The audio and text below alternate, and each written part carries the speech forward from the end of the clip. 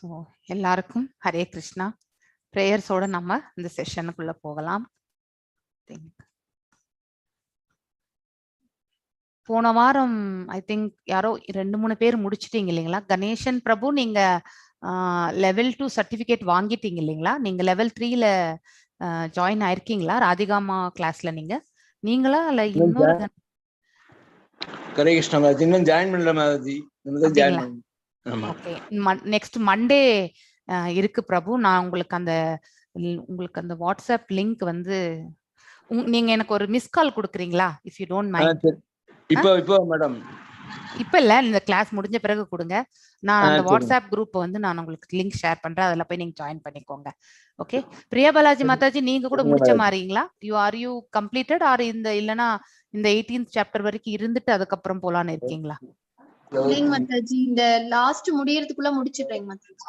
இல்ல நீங்க வந்து you want to continue another 6 chapters இருந்துட்டு அதுக்கப்புறம் போறீங்களா, இல்ல யூ வாண்ட் டு ஜாயின் தேர் அப்படிங்கிறதுக்காக கேக்குறேன் நான். ஐ வாண்ட் டு மாதாஜி அதாவது லெவல் 3 நீங்க முடிச்சிட்டீங்களா ஆல்ரெடி? லெவல் இல்லைங்க மாதாஜி, நான் முடிக்கல. நான் இன்னும் லெவல் 2வே நான் இன்னும் சப்மிட் பண்ணல இல்லைங்களா? நான் முடிக்கல. நோ எப்ப நீங்க எந்த சாப்டர்ல ஜாயின் பண்ணீங்க நீங்க? எதுலங்க மாதாஜி? 18 டேஸ் கிளாஸா? இல்ல இது இந்த லெவல் 2ல ஃபர்ஸ்ட் மாடியூல்ல இல்ல செகண்ட் மாடியூல்ல இல்ல ஃபர்ஸ்ட் நீங்க 4 o'clock எடுத்தது என்னால முடியலங்க மாதாஜி. இப்ப 6 o'clockல தான். ஓ, இப்போ இந்த மேல இருந்து ஜாயின் ஆயிருக்கீங்களா நீங்க? Okay, then you need to continue. நீங்க 18 டேஸ் வரைக்கும் கண்டினியூ பண்ணுங்க. ஐ திங்க் பிரசன்னா வெங்கடேஷ் பிரபு கூட முடிச்சிருக்கணும்னு நினைக்கிறேன் இல்லீங்களா பிரபு? இல்ல முடிச்சிங்களா? I don't know whether. Mataji இன்னும் அந்த எக்ஸாம் கம்ப்ளீட் பண்ணல மாதாஜி நானு. No problem. நீங்க கம்ப்ளீட் பண்ணலன்னா கூட பண்ணுங்க. பண்ணிட்டு நீங்க வந்து மண்டேல இருந்து நீங்க ஜாயின் பண்ணுங்க. ஏன்னா you have done all the 3 modules of Bhagavad Gita இல்லீங்களா? அட்டெண்ட் பண்ணீங்கல்ல? எதுங்க மாதாஜி? இந்த கோர்ஸ் வந்து ஆல் 3 சாப்டர்ஸ் எல்லாமே முடிச்சிட்டீங்களா? மாடியூல்ஸ் எல்லாமே பக்தி யோகம், கர்ம யோகம் இதெல்லாம் ஆல்ரெடி. ஞான யோகம் ஃபர்ஸ்ட்ல நீங்க வந்து 13th சாப்டர்ல தான் ஜாயின் பண்ணீங்கல்ல? If I am right. அப்படின்னா நீங்க ஒரு ரவுண்ட் முடிச்சிருக்கீங்கன்னு அர்த்தம். சோ நீங்க இப்ப இன்னும் எத்தனை சாப்டர்ஸ் நீங்க பெண்டிங் வச்சிருக்கீங்க நீங்க? மாதாஜி எனக்கு இன்னும் 4 சாப்டர்ஸ் பெண்டிங் வச்சிருக்கேன் மாதாஜி. நான் இன்னும் இந்த வீக்ல முடிச்சிருவேன் மாதாஜி. இந்த வீக்ல முடிச்சா சரி. அப்ப என்ன பண்ணுங்க, முடிச்சிட்டு எனக்கு நீங்க சர்டிபிகேட் எடுத்துக்கோங்க, கொடுங்க எனக்கு. No problem.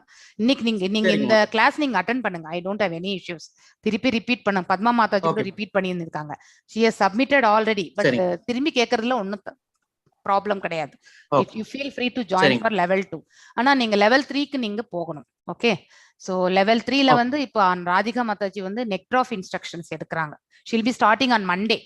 அதனால நீங்க முதல்ல போகும்பொழுது உங்களுக்கு அது நன்னா புரிய ஆரம்பிக்கும்ன்றதுக்காக தான் உங்களுக்கு நான் சொல்லிட்டு இருக்கேன் நான். ஓகே, சரிங்க. Please join there. So as much as possible நான் மண்டேக்குள்ள முடிக்க பாக்குறேன் Mataji. No you do this next வீக்கே பண்ணுங்க. அப்படி ஒன்னும் நீங்க ஃபோர்ஸ் எல்லாம் கிடையாது. You do it. I know you. Okay, I need I trust my, அதாவது என்னோட டிவோட்டி ஃப்ரெண்ட்ஸ் நான் ட்ரஸ்ட் பண்ணாம வேற யாரை ட்ரஸ்ட் பண்ண முடியும் இல்லையா? Thank you so much. So you have been in a long term association. பாத்துட்டே இருக்கும். We can be able to make it. You are committed, you can do. Okay. So but என்னன்னா நீங்க வந்து அட்லீஸ்ட் கேட்கணும் இல்லையா? அதுக்காக தான் நீங்க போங்க கேளுங்கன்னு சொல்றேன் நான். வேற எதுவும் இல்லை. சரிங்க மாதாஜி. பாலாஜி பிரபு, நீங்க கூட வந்து கேட்கணும்னா போய் உட்காந்து கேட்கலாம். So you feel free to do. So இங்கேயும் நீங்க கேளுங்க, அங்கேயும் நீங்க கேளுங்க. No worries. ஓகே. சோ அங்க ஆனா உங்களுக்கு சீரியஸ் ஸ்டடி, அங்க எக்ஸாம்ஸ் கிடையாது. எக்ஸாம்ஸ் இருக்கு அங்க, ஸ்மால் எக்ஸாம்ஸ் தான் அங்க வந்து நெக்டர் ஆஃப் இன்ஸ்ட்ரக்ஷன்ஸ். ஆனா அதெல்லாம் நீங்க நல்லா படிக்கணும் வேற. சோ பகவத்கீதையை நல்லா புரிஞ்சுக்கிறதுக்கு நீங்க வாங்க. No issues. 13th chapter is very important chapter. So வந்திருக்கீங்க, நல்லதான். ஓகே. சோ அட்லீஸ்ட் நான் இப்போ ராதிகா அம்மாவுடைய குரூப்ல நீங்க இருக்கீங்களா? You are not there Balaji பிரபு? இல்ல மாதாஜி, நீங்க லிங்க் அனுப்புனீங்க, நான் தான் ஜாயின் பண்ணலையே மாதாஜி. 18 வீக்ஸ் முடிச்சிட்டு ஜாயின் பண்றேன்னு சொன்னேனே. ஓகே, அப்ப நான் இத முடிச்சிட்டு இந்த 18 முடிச்சிட்டு பிறகு ஜாயின் பண்றீங்களா? No issues. முடிச்சிட்டேன். ஆனா கிளாஸ் இந்த 18 வீக்ஸ் முடிச்சிட்டு அதுக்கப்புறம் நான் no issues. Feel free. So உங்களுக்கு கூட even Venkatesh Prabhu feel free. இப்ப ஜாயின் பண்ணாலும் பரவாயில்ல, இல்ல உங்களுக்கு நான் அப்புறமா ஜாயின் பண்ணிக்கிற மாதாச்சின்னா கூட no issues. Feel free to do that. So யாருக்குமே ஃபோர்ஸ் பண்ணக்கூடாது. I also don't like that. Okay. So உங்களுக்கு எப்படி விருப்பமோ you take some time also and do that. இதை இன்னும் கேட்கணும் அப்படின்னு நினைச்சு இன்னொன்னு ஒரு வாட்டி கேட்டா நமக்கு தரோ ஆகும் அப்படின்னு நினைச்சீங்கன்னா ப்ளீஸ் கண்டினியூ. அசைன்மெண்ட்ஸ் கூட நிதானமா கூட முடிங்க. It's up to your choice. Okay Mataji. Okay.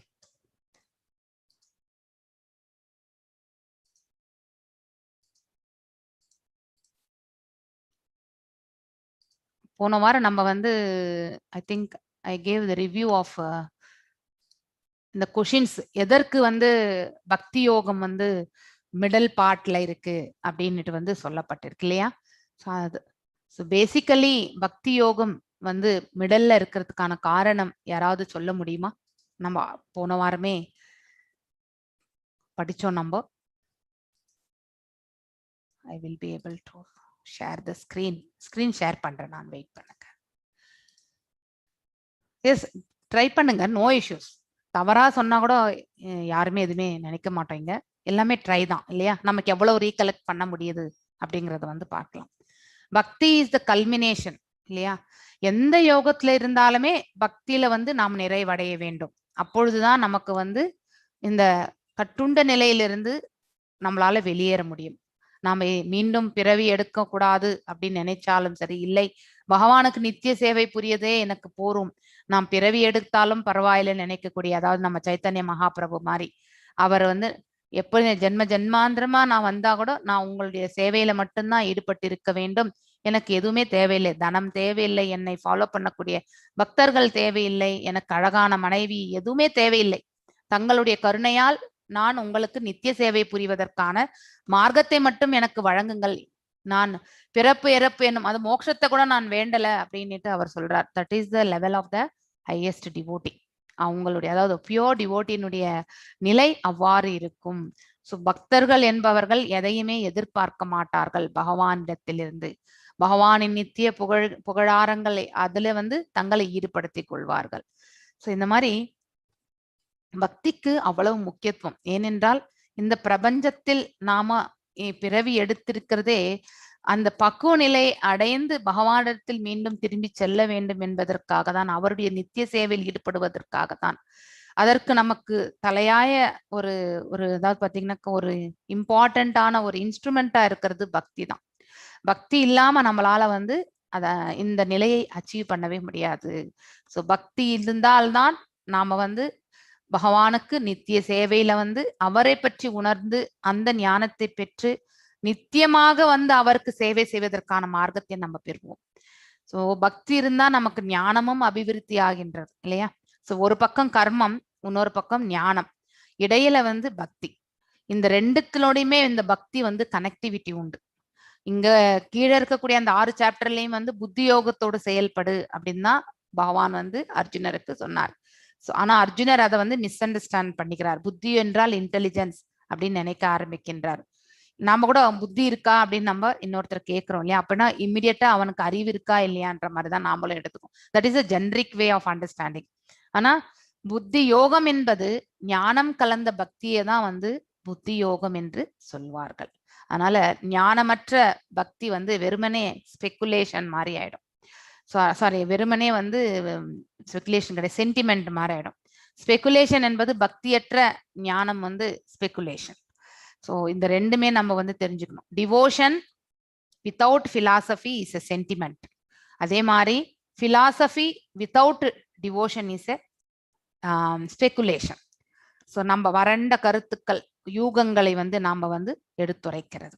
So இரண்டுக்குமே வந்து இந்த கர்மத்திற்கும் சரி ஞானத்திற்கும் சரி அவர்களால் வந்து நிறைவு பெற மாட்டார்கள். அதாவது இந்த 2 யோகத்தில் இருக்கக்கூடியவர்கள் வந்து யோகத்துல வந்து நிறைவு அடைய மாட்டார்கள். அவ்வாறு யோகத்துல நிறைவு அடைய வேண்டும் என்றால் பக்தி இருந்தா மட்டும்தான் அவங்களால அடைய முடியும். ஸோ அதனால்தான் பகவத்கீதையில 12வது அத்தியாயம் வந்து சென்டர்ல இருக்கு. ஸோ இங்க கர்மத்திலிருந்து இறுதியில வந்து பக்தியில வந்து நிறுத்துறோம். அதே மாதிரி பக்தியை முழுமையாக நம்ம வந்து பக்தின்னா என்னன்னு நம்ம தெரிஞ்சுக்கிறோம். அந்த பக்தியிலிருந்து ஞானத்தை எவ்வாறு அபிவிருத்தி செய்து கொள்ள முடியும் என்பதையும் வந்து அதாவது கடைசியில் இருக்கக்கூடிய ஞான யோகத்திலிருந்து நம்ம தெரிஞ்சுக்கிறோம்.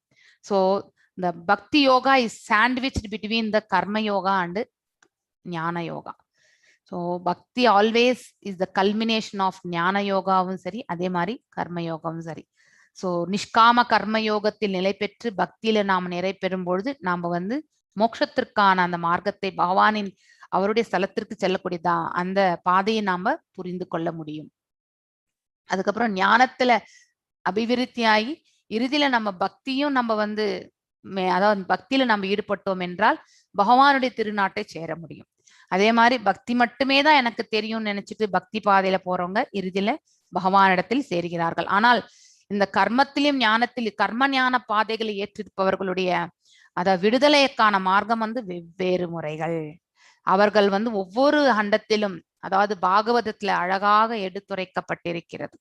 ஒரு ஞானி ஒரு கர்மி அவர்கள் விடுதலை அடைந்து பிரம்ம ஜோதியில் கலக்கணும் அப்படின்னு நினைக்கிறவங்க எவ்வாறு வந்து இந்த பூமியை விட்டு செல்லும் பொழுது இந்த உடலுடைய ரூபம் வந்து இதே உடல் ரூபத்துலதான் அவர்கள் சென்று ஃபர்ஸ்ட் அக்னி லோகத்துல சென்று அந்த உடலை வந்து அவர்கள் வந்து இந்த ரூபத்தை வந்து விடுகிறார்கள். அதுக்கப்புறம் இருக்கிறது வந்து சூக்ஷ்மம் கலந்த அந்த அதாவது ஆன்மா, அதுலயும் பியூரிஃபிகேஷன் ஆகணும் இல்லையா, சூக்ஷ்மத்தையும் விடணும். கடைசியில வந்து அந்த மகத்தத்துவத்துல வரும் பொழுது சோ நீங்க அந்த கோலோக சார்ட் எடுத்து வச்சுட்டு பாத்தீங்கன்னாக்கா உங்களுக்கு நன்னா தெரிய ஆரம்பிக்கும். பூர்லோகம், புவர்லோகம், அதுக்கு மேல வந்து இந்த என்னது இந்த லோகம் அது சதி தேவலோகம், அதுக்கு மேல வந்து தப்போலோகம் வந்து மேல சத்தியலோகத்துக்கு கீழே வரும். மகர் லோகம் என்று ஒன்று அதுக்கு வரும். இந்த மாதிரி மகர் லோகத்துல வந்து ஞானிகள் அதாவது செயின்ட்லி பீப்புள் எல்லாம் இருக்கக்கூடியவர்கள். புவர் லோகத்துல வந்து பேய் பிசாசுகள் இருக்கக்கூடியது. சொர்க்கலோகத்துல இந்திரன் தேவர்கள் எல்லாம் இருக்க தேவலோகம், அதாவது சந்திரலோகம் என்றும் சொல்வார்கள் சொர்க்கலோகத்திற்கு. சத்தியலோகம் என்பது பிரம்மர் இருக்கக்கூடிய லோகம். பிரம்ம லோகத்திற்கு செல்லும் பொழுது நாம வந்து நம்மளுடைய சூக்ஷ்ம உடலை கூட நம்ம வந்து விட்டிருப்போம். சோ எப்படி படிப்படியாக நம்ம வந்து ஆடைகளை கலைந்து கொண்டே செல்கின்றோம் என்பது இந்த ஞான பாதையில செல்ற போதுதான் நமக்கு தெரிய வரும். அப்ப வெறுமனே இந்த ஆன்ம ரூபம் ஆன்மீகத்தன்மை இருக்கக்கூடிய அந்த ரூபம் மட்டும்தான் இந்த சத்தியலோகத்தை விட்டு சென்று அந்த மகத்தத்துவத்துலதான் அது எல்லாமே கிளியர் ஆகுது.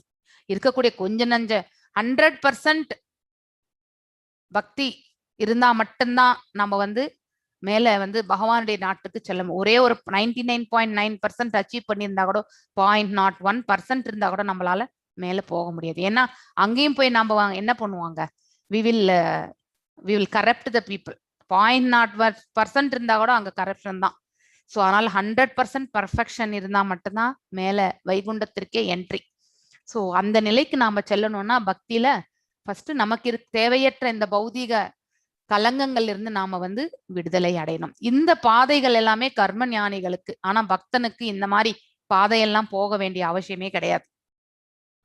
அவனுக்கு டைரக்டா, ஏன்னா அவன் ஞானத்தையோ இல்லை கர்மத்தையோ வந்து மெயின் கிரைட்டீரியாவாக வைக்கிறது இல்லை. அவனுடைய கடமைகள் எல்லாமே பகவான் கொடுத்திருக்கார், செய்யலாம். அந்த மாதிரி ஒரு இது கர்மத்தையே செய்யணும்ன்ற ஃபோக்கஸ் ஒன்றும் கிடையாது. அதே மாதிரி ஞானத்தை மட்டுமே அபிவிருத்தி செய்துக்கணும்ன்ற அந்த எண்ணமும் கிடையாது. ஸோ அவன் பக்தியில முன்னேறி செல்லும் பொழுது அவனுக்கு என்ன ஞானத்தை அடையணுமோ அதை பகவான் அவனுக்கு வழங்குகின்றார். அந்த நம்பிக்கை அவனுக்கு உண்டு. நம்பிக்கைகள் அதுதான் நம்ம வந்து 18வது சாப்டர்ல சர்வ தர்மம் என்று சொல்றாங்களே, அனைத்து தர்மத்தையும் என் பாதங்களில், அதை எல்லாத்தையும் விட்டுட்டு என் பாதங்களில் சமர்ப்பணம் சரண்டர் செய் அப்படின்னு சொல்றார். யாரு? பகவான் இல்லையா? 18th சாப்டர்ல இந்த ஸ்லோகம், ஐ திங்க் 18.66 ஸ்லோகம் பகவத்கீதையில. அந்த ஸ்லோகம் ரொம்ப அழகான ஸ்லோகம். சர்வ தர்மான், எனக்கு ஃபுல்லா அந்த ஸ்லோகம் தெரியல. சோ வில் see ஒரு வாட்டி, ஒரு நிமிஷம். சர்வ தர்மம் பரித்யஞ்ச ஒரு நிமிஷம். மாமேகம் சரணம் ரஜக.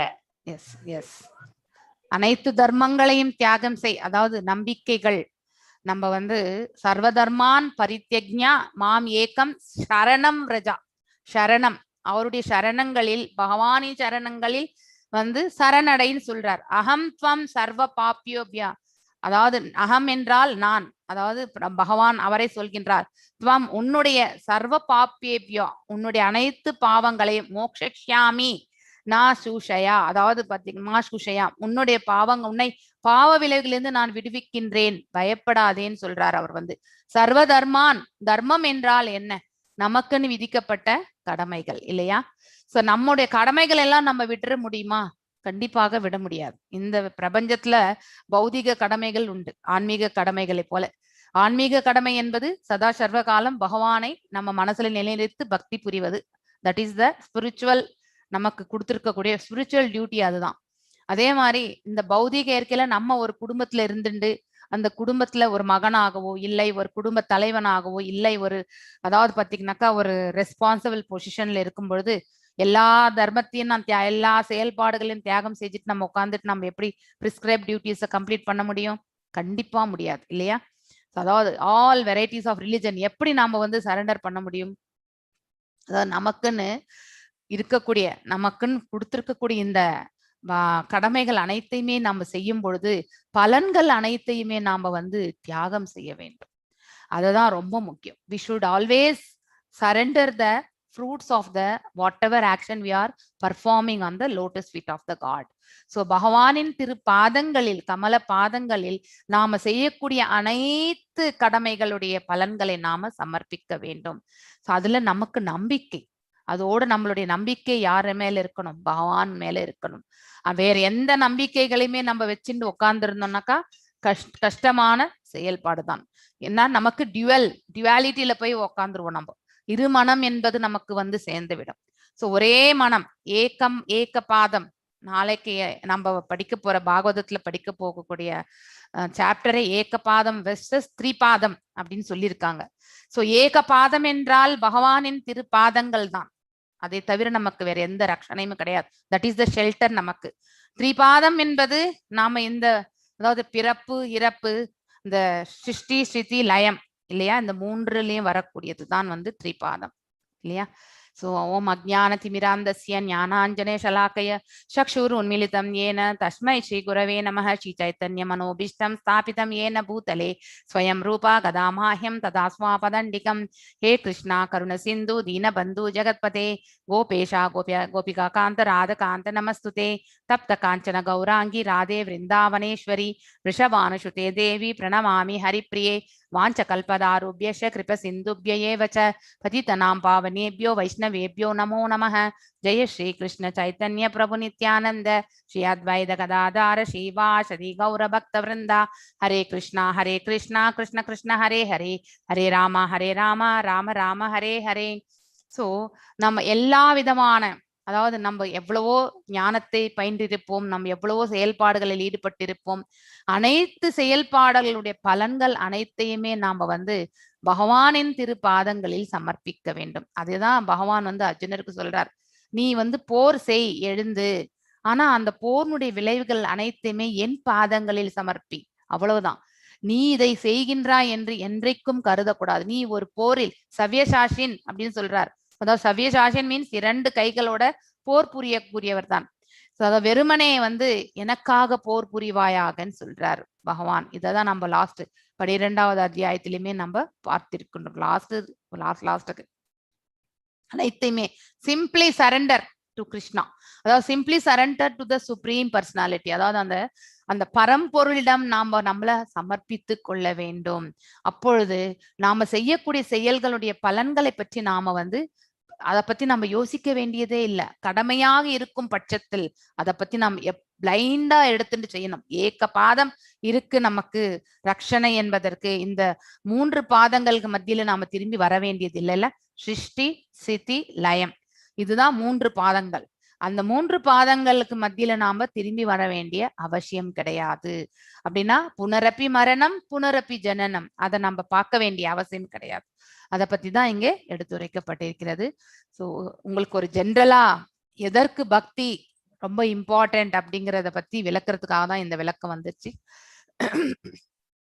இப்போ ஃபர்ஸ்ட் ஸ்லோகம் மாதாஜி வாசிக்கிறீங்களா? வாசிக்கிறேன் மாதாஜி. ஒரு நிமிஷம் இருங்க, நான் அந்த சாப்டருக்கு போயிடுறேன். இந்த பிபிடில எல்லா ஸ்லோகமே இல்லை. ஒரு நிமிஷம். ரொம்ப அழகான சாப்டர் இது. ஸோ இதை நீங்க அட்லீஸ்ட் படிச்ச பிறகு நான் தப்பா போட்டுட்டேனோ.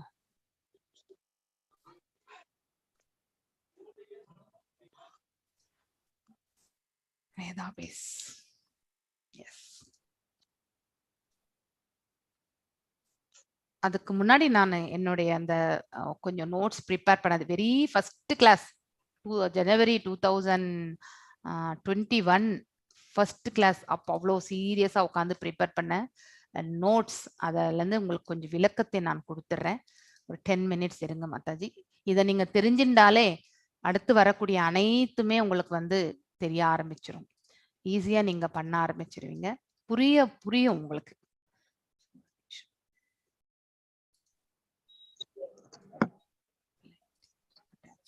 சாரி மாதாஜி, இந்த சாப்டர் பத்தி 13வது சாப்டர் மாதாஜி. எஸ் மாதாஜி.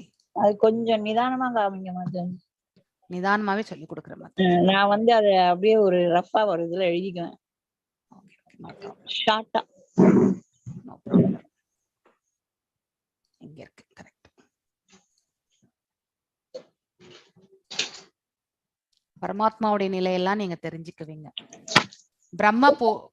பிரம்ம புச்சம் அப்படின்னு சொல்லுவாங்க இந்த பரமாத்மாவுடைய நிலையை பற்றி படிக்கும்போது. ஃபர்ஸ்ட் ஆஃப் ஆல் 24 பண்புகள் என்ன அப்படிங்கிறது வந்து இந்த ஜெனரல் கேட்டகரி மட்டும் சொல்லிடுறேன். அதுக்கப்புறம் உங்களுக்கு அடுத்தடுத்து வர ஸ்லோகங்கள் உங்களுக்கு ஈஸியா அமைஞ்சிடும். ஓகே, ஐ டோன்ட் நோ, இதை ப்ரிப்பேர் பண்றதுக்கு பகவான் எனக்கு அவருடைய அருள் இல்லைன்னா இதை கண்டிப்பா நான் எதுவுமே தெரிஞ்சிருக்க மாட்டேன். ஸோ அந்த அளவுக்கு நம்ம இன்ட்ரெஸ்ட் எடுத்துட்டோம்னாக்கா பகவான் நமக்கு எல்லா வழியுமே கொடுப்பார். That is the only realisation we should always have. So நம்மளுடைய இன்ட்ரெஸ்ட் பொறுத்து தான் நமக்கு ஞானத்தை நமக்கு அவர் எவ்வளவு கொடுக்கணும்னு நினைக்கிறாரோ கொடுத்துறாரு. நாம ஒரு அடி எடுத்து வச்சா அவர் 10 அடி அடிச்சு முன்னாடி வந்துருவார். ஸோ இங்க கொடுக்கப்பட்டிருக்கிறது வந்து 24 மொத்தம் 26 பண்புகள். நம்ம இந்த உடல் வந்து 26 பண்புகளால் ஆனது. இதுல இருக்கக்கூடிய ஜீவாத்மா ஒரு பண்பு, அதோட பரமாத்மா இன்னொரு பண்பு. ஸோ இந்த 2 பண்புகள் மட்டும்தான் ஆன்மீக உலகத்திற்கு சம்பந்தப்பட்டது. மிச்சம் இருக்கிறது எல்லாமே இந்த பௌதிக உலகத்திற்கு சம்பந்தப்பட்டது தான். ஸோ அதுல வந்து நம்ம கிளியரா இருக்கணும். ஸோ இந்த உடல் எதனால் ஆனது அப்படிங்கறது வந்து நாம தெரிஞ்சுக்கணும். விசிபிலிட்டி இருக்கா இந்த பேப்பர் உங்களுக்கு தெரியறதா? யாருக்காவது நல்லா தெரியறதா? தெரியுது. ஓகே, பெருசு பண்ணிட்டேன். ஸோ ஃபர்ஸ்ட் வந்து பஞ்சமகாபூதங்கள். இந்த பஞ்சமகாபூதங்கள் கூட எவ்வாறு உருவாகின்றது என்பதை நாம அதாவது நேத்து அத்தியாயத்துல வந்து பார்த்தோம். பாகவதம்ல வந்து 2.5ல வந்து சொல்லப்பட்டிருக்கு அழகா. பஞ்சமகாபூதங்கள் இது எல்லாமே கோர், அதாவது எப்படி ஒரு ரா மெட்டீரியல் மாதிரி தான் இந்த பஞ்சமகாபூதங்கள். இந்த பஞ்சமகாபூதங்கள் வந்து earth, water, fire, air and ether. இந்த 5 வந்து பௌதீக பண்பு சம்பந்தப்பட்டதான், ஆன்மீகத்துக்கு சம்பந்தப்பட்டது கிடையாது. Next second one false ego. மகத்தத்துவம் என்பது அதனுடைய இன்னொரு ரூபம், அதனுடைய எக்ஸ்பான்ஷனே வந்து அகங்காரம் தான், அது ஒரு பண்பு. அடுத்து இன்டெலிஜென்ஸ், நமக்கு இருக்கக்கூடிய இந்த அறிவு. ஸோ மனிதனுக்கு மட்டும்தான் இந்த அறிவு என்பது நமக்கு ஒரு பண்பு, அதுவும் வந்து பௌதீகத்துக்கு சம்பந்தப்பட்ட பண்பு தான். ஸோ நெக்ஸ்ட் அன்மேனிஃபெஸ்டட், அதாவது stage of the 3 modes of the nature. தோன்றாத இயற்கையின் தன்மை, அது ரிலேட்டட் டு 3 குணங்களுக்கு சம்பந்தப்பட்ட தோன்றாத இயற்கை, அதாவது நம்ம கண்களுக்கு புலப்படாத ஒரு பண்பு, அது இந்த 3 குணங்களுக்கு சம்பந்தப்பட்டது, அது ஒன்று ஆக்சுவலி. நெக்ஸ்ட் இதோட வந்து 8 ஆயிடுது. அடுத்து அக்வயரிங் சென்சஸ் அப்படின்னாக்கா அதாவது ஞானேந்திரியங்கள். அக்வயர் மீன்ஸ் எடுத்துக்கும் இல்லையா? ஸோ எது வந்து எடுத்துக்கோம்னாக்கா ஒன்றை புரிந்து கொள்வதற்கு நாம வந்து பிரயத்தனிக்கின்றோம் இல்லையா? அதுதான் வந்து அக்வயரிங்னு சொல்லுவோம். அதை வந்து ஞானத்தோட வந்து சொல்லப்பட்டிருக்கின்றது. ஸோ இது எல்லாமே அக்வயரிங் சென்சஸ். கண்ணால பார்த்து சிலதெல்லாம் நம்மளால புரிந்து கொள்ள முடியும், காதால கேட்டும் நம்ம வந்து புரிஞ்சுக்கிறோம், அதே மாதிரி நாசியால நுகர்ந்தும் நம்ம வந்து புரிஞ்சுக்கிறோம், அதே மாதிரி நாக்கால வந்து பேசுகின்றோம், இல்லை யாராவது பேசுவதை கேட்கின்றோம், இல்லை எல்லாம் உணவு உண்ணுந்தா கூட அந்த டேஸ்ட் கூட நமக்கு உணரக்கூடிய தன்மை வந்து இந்த நாக்கினாலதான். அதே மாதிரி டச், இந்த கை வந்து தொடுப்புலன் இல்லையா? ஸோ இந்த 5மே வந்து ஞானேந்திரியங்களாக கருதப்படுகின்றது. ஸோ ஆல்ரெடி பஞ்சமகாபூதங்கள் 5, ஃபால்ஸ் ஈகோ வந்து 6, இன்டெலிஜென்ஸ் என்பது அறிவு என்பது 7, தோன்றாத அந்த அருவத்தன்மையா இருக்கக்கூடிய இந்த 3 குணங்களுக்கு சம்பந்தப்பட்ட ஒரு பண்பு 8. அதுக்கடுத்து ஞானேந்திரியங்கள் வந்து 5. ஸோ 8ம் ஒரு 5ம் 13 ஆயிற்று. ஸோ இதுல உங்களுக்கு எந்த டவுட்டும் இருக்காதுன்னு நினைக்கிறேன். கண்கள், காதுகள், மூக்கு, அதுக்கப்புறம் நாக்கு மற்றும் தொடும் உணர்ச்சி, இந்த 5மே வந்து பாத்தீங்கன்னாக்கா ஞானேந்திரியங்கள். அதுக்கடுத்து கர்மேந்திரியங்கள், 5 ஒர்க்கிங் சென்சஸ். ஸோ அதுல என்ன இருக்கு? வாய்ஸ், அதாவது பேசக்கூடிய தன்மை இல்லையா? அதாவது நம்ம சப்தம், இந்த குரல், எப்படி குரல் எக்ஸாம்பிளா சொல்லலாம், குரல் அது ஆக்சுவலி வாய்ஸ் என்றால் குரல். அடுத்து லெக்ஸ், கால்களால நாம் என்ன செய்கின்றோம்? நடக்கின்றோம். சோ கோயிலுக்கு போகணும்னா கூட இந்த கால் தேவை இல்லையா? சோ இதெல்லாமே ஒர்க்கிங். பேசுதல் என்பது ஒரு செயல், அதே மாதிரி நடத்தல் என்பது ஒரு செயல். இந்த ஆர்கனை உபயோகப்படுத்தி நாம் நடக்கின்றோம், கால்களை உபயோகப்படுத்தி நடக்கின்றோம், கைகளை உபயோகப்படுத்தி ஒரு செயலை செய்கின்றோம். அதே மாதிரி எக்ஸ்கிரிட்டரி ஆர்கன், ஜெனிட்டல்ஸ், அதாவது கழிவு உறுப்புகள், அதுக்கப்புறம் இனவிருத்தி உறுப்புகள். இந்த 5மே ஒர்க்கிங் சென்சஸ். இது தன்னுடைய செயல்கள் தானா செய்து கொண்டே இருக்கும். மனசு என்ன சொல்றதோ அது பிரகாரம் கால்கள் நடக்கும், வாய் பேசும், கைகளால் செயல்படும். ஆனா ஆனஸ் அண்ட் ஜெனிட்டல்ஸ் எல்லாம் கூட மனசு, அதாவது இது எக்ஸ்கிரிட்டரி ஆர்கன்ஸ் தானா நம்மளுடைய உணவு கழிவுகளுக்கு அது செயல்பட்டு கொண்டே இருக்கும். ஜெனிட்டல்ஸ் கூட மனசு சம்பந்தப்பட்டதுதான். சோ இது எல்லாமே நம்ம ஒர்க்கிங் சென்சஸ் அப்படின்னு சொல்றது, கர்மேந்திரியங்கள் என்று சொல்கின்றோம். சோ இங்க 13ஓட இந்த 5ம் சேர்ந்தாக்கா 18 ஆயிற்று. அப்புறம் ஆப்ஜெக்ட்ஸ் ஆஃப் த சென்சஸ் சொல்லுவாங்க. அதாவது இந்த ஞானேந்திரியங்களுடைய ஆப்ஜெக்ட்ஸ் என்னென்ன அப்படின்னு பாக்குறோம். புலன்களின் செயல்கள் என்று சொல்லப்பட்டிருக்கிறது. சோ ஸ்மெல், நாசியை வச்சுட்டு நாம் என்ன பண்றோம்? நுகர்கின்றோம். நுகருதல் என்னும் செயல் அது ஆப்ஜெக்ட்ஸ் ஆஃப் த சென்சஸ். அதுக்கு அடுத்து டேஸ்ட், உண்ணும் பொழுது நமக்கு ஏற்படக்கூடிய அந்த சுவை, சுவைத்தல் என்பது taste. So that is also the sense objects. அடுத்து வார்மத் அப்படின்னா கண்ணால நம்ம பார்க்கின்றோம் இல்லையா? பார்த்தல் என்னும் அந்த செயல் சென்ஸ் ஆப்ஜெக்ட். அடுத்து டச், கைகளால் நாம தொடுகின்றோம், தொடுதல் என்னும் அந்த செயல் தான் சென்ஸ் ஆப்ஜெக்ட். அடுத்து சப்தம், சப்தம் என்ன ஏற்படுவதால் நமக்கு என்ன செயல்? இந்த காது கேட்டல் என்னும் அந்த செயல் செய்கின்றது. சோ இந்த 5மே நமக்கு புலன்களின் செயல்கள் என்று சொல்லப்பட்டிருக்கிறது.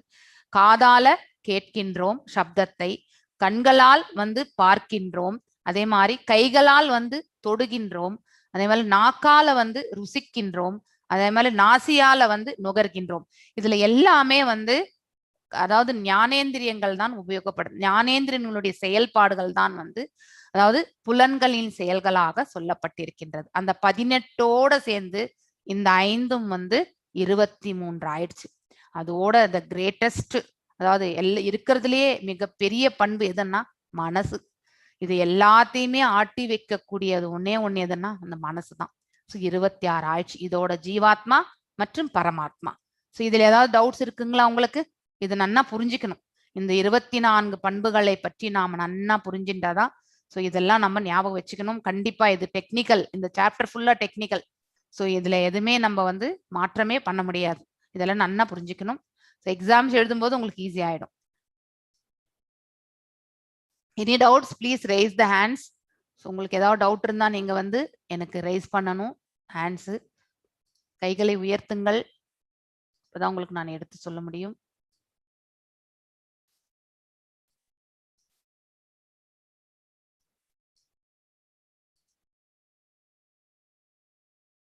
ஓகே, இதுல ஏதாவது எழுத்து பிழை இருந்தா மன்னிச்சுக்கோங்க. ஏன்னா ஒரு 25 வருஷம் ஆயிருக்கும் நான் தமிழ் எழுதியே.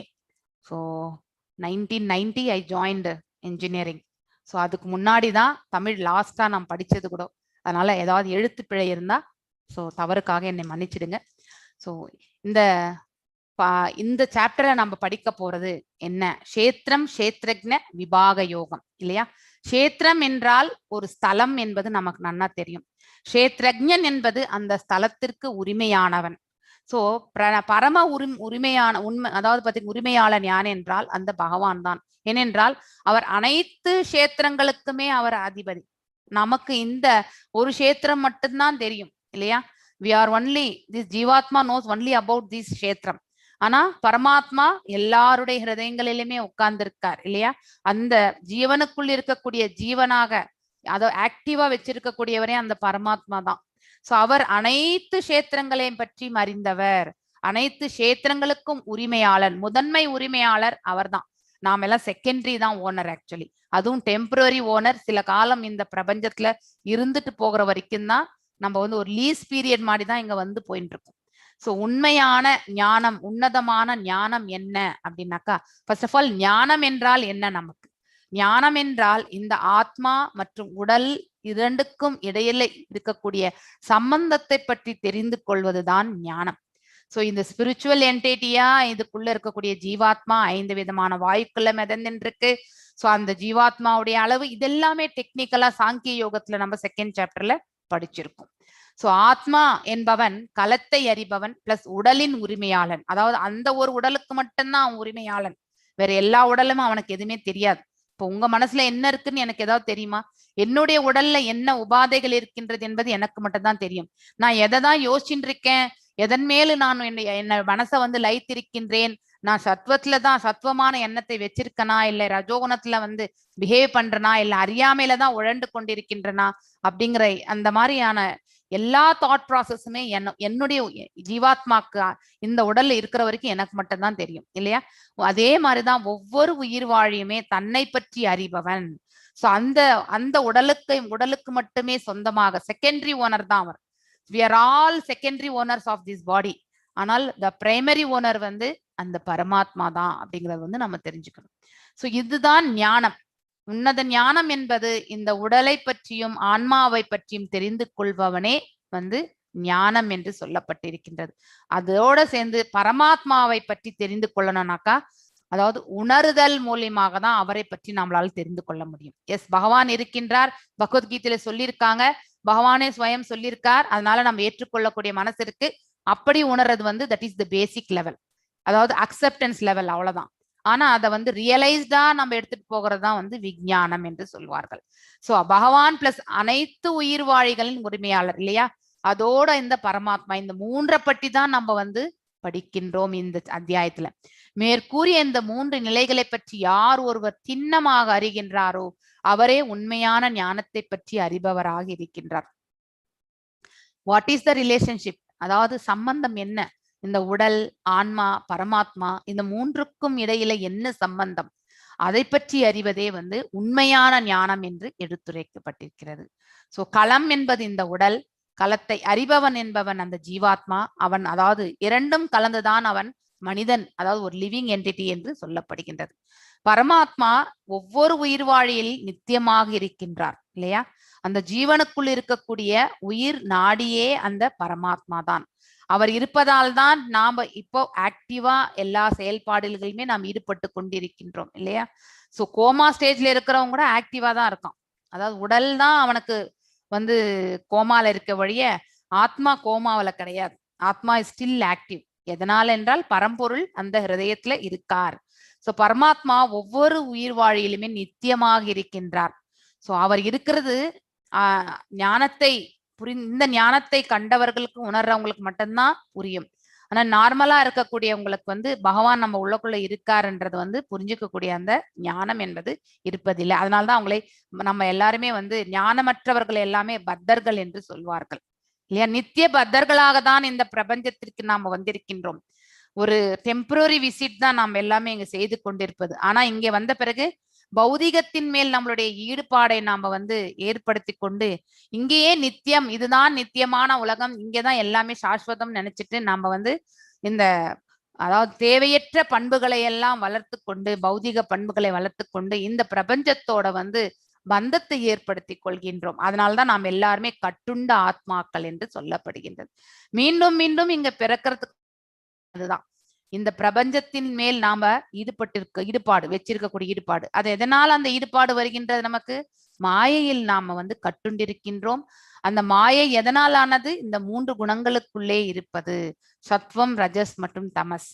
இந்த 3 குணங்கள்ல வந்து நாம வந்து ஐக்கியமாயிருக்கின்றோம். எப்பொழுது நாம இந்த 3 குணங்களுக்கு அப்பாற்பட்டு செல்கின்றோமோ அப்பொழுது நாம வந்து நிர்குணத்தன்மையில் செல்லும் பொழுது நாம இருக்கக்கூடிய மார்க்கம் என்ன, நாம் எதை அடைய வேண்டும், எதை செய்யக்கூடாது, இதையெல்லாம் நம்மளால உணர முடியும். உள்ளே ஹிருதயத்துல வந்து 4 கைகளுடைய ரூபத்துல வந்து பரமாத்மா இருக்கின்றார். வெளியில நம்ம தோன்றாத இந்த அருவத்துல வந்து பிரபஞ்சத்துல உட்புகுந்தும் இருக்கின்றார் இல்லையா? வெளியிலையும் இருக்கார் பகவான், உள்ளேயும் இருக்கார். தோன்றாத அருவமாக ஆற்றலாக அவர் இருக்கின்றார். இந்த வாயுக்கள் எல்லாம் கூட அவருடைய ரூபம்தான். இன்றைக்கான இந்த பாகவதம் கிளாஸ்ல அதை பத்தி தான் நம்ம படிச்சோம். டிஃபரெண்ட், அதாவது வெவ்வேறு வாயுக்கள்ல கூட பகவானுடைய ரூபம் என்பதை நாம படிச்சோம். அதாவது சூக்ஷ்மம், அதாவது ஸ்ரீசுக்தம் அப்படிங்கிற புருஷ சூக்தம் பற்றி படிச்சோம் இன்னைக்கு. அதுதான் இன்னைக்கு ஸ்டார்ட் பண்ணியிருக்கோம் பாகவதம் கிளாஸ்ல. சோ பிரம்ம ரூபம் தோன்றாத அருவ பிரம்மம் இந்த பிரபஞ்சத்தில் இருக்கிறார் இல்லையா? அந்த ரூபத்துலதான் இருக்கார் பகவான் இந்த லோகத்துல. சோ பரமாத்மாவனுடைய நிலைகளை பற்றி நாம இந்த உடல்ல எவ்வாறு உணர முடியும் அப்படிங்கிறதையும் அந்த அதாவது 8லிருந்து 12வது ஸ்லோகம் தான் நினைக்கிறேன் இந்த சாப்டர்ல நம்ம பார்க்கணும்னாக்கா அதை எவ்வாறு கவர் பண்ணி பிரம்ம புச்சம் அப்படின்னு சொல்லிட்டு ஒரு வேர்டு இருக்கும். அந்த நீங்க பர்பட் படிச்சீங்கன்னாக்கா சொல்றது இந்த 5 நிலைகளை தான் பிரம்ம புச்சம் என்று சொல்வார்கள். அதாவது அன்னமயா அதாவது பிராணமயா, ஞானமயா, அப்புறம் விஞ்ஞானமயா, அதுக்கப்புறம் ஆனந்தமயா, இந்த 5 நிலைகள் பற்றி சொல்றதுதான். அன்னமயா பாட்டம் லெவல் இல்லையா? அதாவது வயிறு பகுதி. ஸோ அதாவது that is the base level. ஒரு குழந்தை தாயின் கருவில் உருவாகும் பொழுது அந்த குழந்தை ஃபர்ஸ்ட் டேல இருந்து டில் பர்த் வரைக்குமே என்னென்ன ஒரு பிண்டமாக தான் நம்ம கரு உருவாகினா அதுக்கப்புறம் தான் அதனுடைய கை கால்கள் எல்லாமே உருவாக்கப்படுகின்றது அந்த தாயினுடைய கருவுல. சோ அது எவ்வாறு என்பதை பாகவதத்துல 3rd கேண்டலோ அழகா கபிலமுனி தன்னுடைய தாயாரான தேவஹூதிக்கு எக்ஸ்பிளைன் பண்றார். அதாவது சாங்கிய யோகத்தை சொன்னவரே Kapilamuni. He is also incarnation of the God இல்லையா? சோ அவர் அன்னமயா இப்போ அக்னி இந்த நம்ம வயிற்றுக்குள்ள உணவு சாப்பிடுகின்றோம் என்றால் அந்த உணவு செரிக்கக்கூடிய அந்த அக்னி ஜுவாலையினர் ரூபமே பரமாத்மா தான் என்று சொல்லப்படுகின்றது. நாம் அதை தான் படிச்சுட்டே வரோம் இங்க. சோ நம்ம தாயின் கருவுல இருக்கும் பொழுதே தாய் சாப்பிடக்கூடிய அந்த உணவுல இருந்து ஒரு பாகம் தொப்புள் கொடி மூலியமாக அந்த கருவோடு இணைத்து அந்த உணவினுடைய இது அந்த குழந்தைக்கும் செல்கின்றது இல்லையா? சோ அதுதான் அன்னமயா. பிஃபோர் சுவாசம் இட் செல்ஃப் ஃபர்ஸ்ட் ஃபுட் தான் சப்ளை, அதுக்கப்புறம் தான் சுவாசமே வருகின்றது. பிராணமயா கருவுல இருக்கும் பொழுதே. சோ அந்த லங்ஸ், அந்த ஹார்ட், லங்ஸ் இதெல்லாம் ஃபுல்லா டெவலப் ஆன பிறகுதான் அந்த சுவாசமே. ஃபர்ஸ்ட் உணவு தான் செல்கின்றது, அதுக்கப்புறம் தான் பிராணமயா. சோ இந்த பிரபஞ்சத்துல அவன் முட்டாளாக இருந்தாலும் சரி, சண்டாளனுக்கு சண்டாளனாக இருந்தாலும் சரி, அவனுக்கு உணவும் சுவாசமும் மிகவும் முக்கியம். இது 2 இல்லாம இந்த பிரபஞ்சத்துல அவன் உயிர் வாழ முடியாது. சோ உணவு இல்லைன்னாலும் நாம பட்டினி கிடந்து சாக வேண்டியதுதான். இல்லை என்றால் சுவாசம் இல்லை என்றாலும் நம்மளால இந்த உடலை விட்டு இந்த ஆன்மா செல்ல வேண்டியதுதான். இந்த 2 நிலைகளுமே அதி முக்கியமானது. இது ஒரு பாமரனாலும் புரிந்து கொள்ள முடியும். அதாவது மூச்சு விட முடியலன்னா எஸ் போயிட்டாங்க அப்படின்னு ஜென்ரலா சொல்லக்கூடியவங்களும் உண்டு இல்லையா? சோ சாப்பிட முடியலன்னா நான் சோர்ந்து போய் இனிமே எனக்கு மரணம் வந்துரும் போல இருக்கே அப்படின்னு ஒரு ஃபீல் பண்ணக்கூடிய தன்மைக்கும் நம்ம செல்கின்றோம். இதற்கு ஸ்பெசிபிக்கா நம்ம பகவத்கீதையை ரெஃபர் பண்ணணும்னு அவசியம் கூட கிடையாது. ஒரு பாமரனாலும் புரிந்து கொள்ளக்கூடியது. அந்த 2 நிலைகளிலுமே பகவான் இருக்கின்றார். சோ வயிற்றுல அக்னி சொரூபமாக அந்த உணவை செரிமானத்திற்கு எடுத்து செல்லக்கூடியவரே பகவான் பரமாத்மா தான். சோ ஃபயர் ஃபார்ம்ல நம்ம வயிற்றுல இருக்கார். அதுக்கு அடுத்து பிராணமயா வாயு ஃபார்ம்ல இருக்கார். லங்ஸ் அதாவது ஹார்ட், இந்த காற்று பாத்தீங்கன்னாக்கா உள்ள உட்சுவாசம் வெளி சுவாசம் எல்லாமே நாம செய்கின்றோம் இல்லையா? சோ அந்த வாயு அந்த இதுலயும் பகவான் இருக்கின்றார். நெக்ஸ்ட் ஞானம் மற்றும் விஞ்ஞானமயம். சோ நாம ஆல்ரெடி இதை நெக்ஸ்ட் இந்த இதுல வரும்போது பார்க்கலாம். வெயிட் பண்ணுங்க ஒரு நிமிஷம், இன்னும் விளக்கங்கள் இருக்கு இல்லையா அதுல. சோ இப்ப இதுதான் உங்களுக்கு நான் சொன்னேன். whatever I have explained here இதுதான் க்ஷேத்திரம், அதாவது பூமி. அதான் இந்த க்ஷேத்திரம் என்பது இந்த உடலை குறிக்கின்றது, பாடி. அது பூமிக்கு சம்பந்தம் இல்லையா? சோ இத கூட பாகவதத்துல எக்ஸ்பிளைன் பண்ணிட்டு தான் வரோம். சோ எவ்வாறு அது பூமியோட செயல்படுகின்றது என்பது அதனுடைய பண்புகளை வச்சு நேத்து தான் நம்ம படிச்சோம் இல்லையா? பூமிக்கு மனம் கொடுக்கக்கூடிய அந்த பண்பும் உண்டு. So that is one extra feature. அதே மாதிரிதான் நம்ம பாடியும் அந்த பூமியோட சொல்லப்படுகின்றது. ரத்தம் பிளட் இல்லையா? அது ஜலத்திற்கு சம்பந்தப்பட்டது, அந்த வாட்டர் ஃபார்ம்ல இருக்கு. அடுத்து சுவாசம், நம்ம பிராணத்தை உள்ள உட்சுவாசம் வெளி சுவாசத்தை குடிக்கிறோம், அது வாயு ஃபார்ம். அடுத்து வெப்பம், ஹாட்னஸ் ஆஃப் த பாடி. அதாவது நம்ம வெளிசுவாசம் விடும் பொழுது நீங்க மூக்கு கிட்ட வச்சு கை பார்த்தாங்கன்னா அந்த வெப்பம் என்பது இருக்கும் அந்த சுவாசத்துல. உள்ள போகும்பொழுது தெரியாது, குளிர்ச்சியா தான் இருக்கும். ஆனா வெளியே பாடியில இருந்து வெளியே வரக்கூடிய அந்த கார்பன் டை ஆக்சைடு வெப்பம், அதாவது சூடா தான் இருக்கும் நமக்கு. சோ அது அக்னியினுடைய சுரூபம். அதோட வயிற்றுல நம்ம உணவை செரிமானிக்கக்கூடிய அந்த நிலையிலும் பாத்தீங்கன்னாக்கா வெப்பத்தை நாம காண்கின்றோம். அடுத்து எம்டி பிளேஸ், இந்த உடல்ல வெற்றிடம் வந்து இருந்தால் அது ஆகாயத்திற்கு ஒப்பிடப்பட்டிருக்கிறது. சோ இத்தனையுமே இந்த பஞ்சமகாபூதங்கள் இந்த உடலோட சம்பந்தப்பட்டதுதான். சோ எல்லா உடலுமே, ஒவ்வொரு உயிர் வாழின உடலுமே வந்து பஞ்சபூதங்களுடைய கலவைதான். அதனால அவன் வந்து ஒரு, அதாவது ஞானத்தில் ஹையஸ்ட்ல இருந்தாலும் இல்லை சண்டாளனாக இருந்தாலும் இருவருக்குமே பஞ்சபூதங்களுக்கு சம்பந்தம் உண்டு. அதனால உடலால நம்ம வந்து யாருமே மேன்மையானவர்கள் கிடையாது. பட் அதாவது சுபாவத்தால் நாம் என்ன செயல்பாடில் நம்ம ஈடுபட்டிருக்கின்றோம், எவ்வாறு நம்ம வந்து செயல்படுகின்றோம் என்பதை பொறுத்துதான் நாம வந்து இந்த குட் பர்சனா இல்ல வந்து ராங் பர்சனா என்பதை வந்து சொல்ல முடியும். சோ அன்னமயா பிராணமயா இந்த இவ்விரண்டும் உயிர் வாழியால் உணரக்கூடியவை. மேலும் அவை பஞ்சபூதங்களில் அக்னி வாயுடன் சம்பந்தம் கொண்டது. அதாவது இரண்டுமே வயிற்றில் இருக்கக்கூடிய அந்த நெருப்பு வந்து வந்து அக்னிக்கு சம்பந்தம், அதே மாதிரி சுவாசத்துல வந்து வாயுக்கு சம்பந்தம். இந்த இரண்டு நிலைகளை நம்மளால பார்க்கின்றோம். ஒரு உயிர் வாழியின் முதன்மை ஆதாரம் உணவு. உணவின்றி ஜீவன் இந்த பௌதிக உலகில் வாழ்வது என்பது இயலாத காரியமாகும். பரமாத்மாவின் ஒரு நிலையாக ஒரு உயிர் வாழியின் களத்தில் நாம உணர முடிகின்றது இல்லையா? அதாவது பரமாத்மாவின் ஒரு நிலையை, அதாவது உணவு செரிமானம் என்னும் அந்த அக்னி ரூபத்துல வந்து பகவானை நாம வந்து உணர்கின்றோம். That is the first level. ரெண்டாவது பிராணமய, சுவாசம் என்பது ஆத்மாவின் செயல்தன்மையை விளக்கும் பகுதியாகும் இல்லையா? ஆத்மா இயங்கி கொண்டிருக்கின்றது என்று எப்படி நாம் அதை புரிஞ்சுக்கிறோம்? சுவாசம் இருப்பதால் தான் நாம் புரிந்து கொள்கின்றோம்.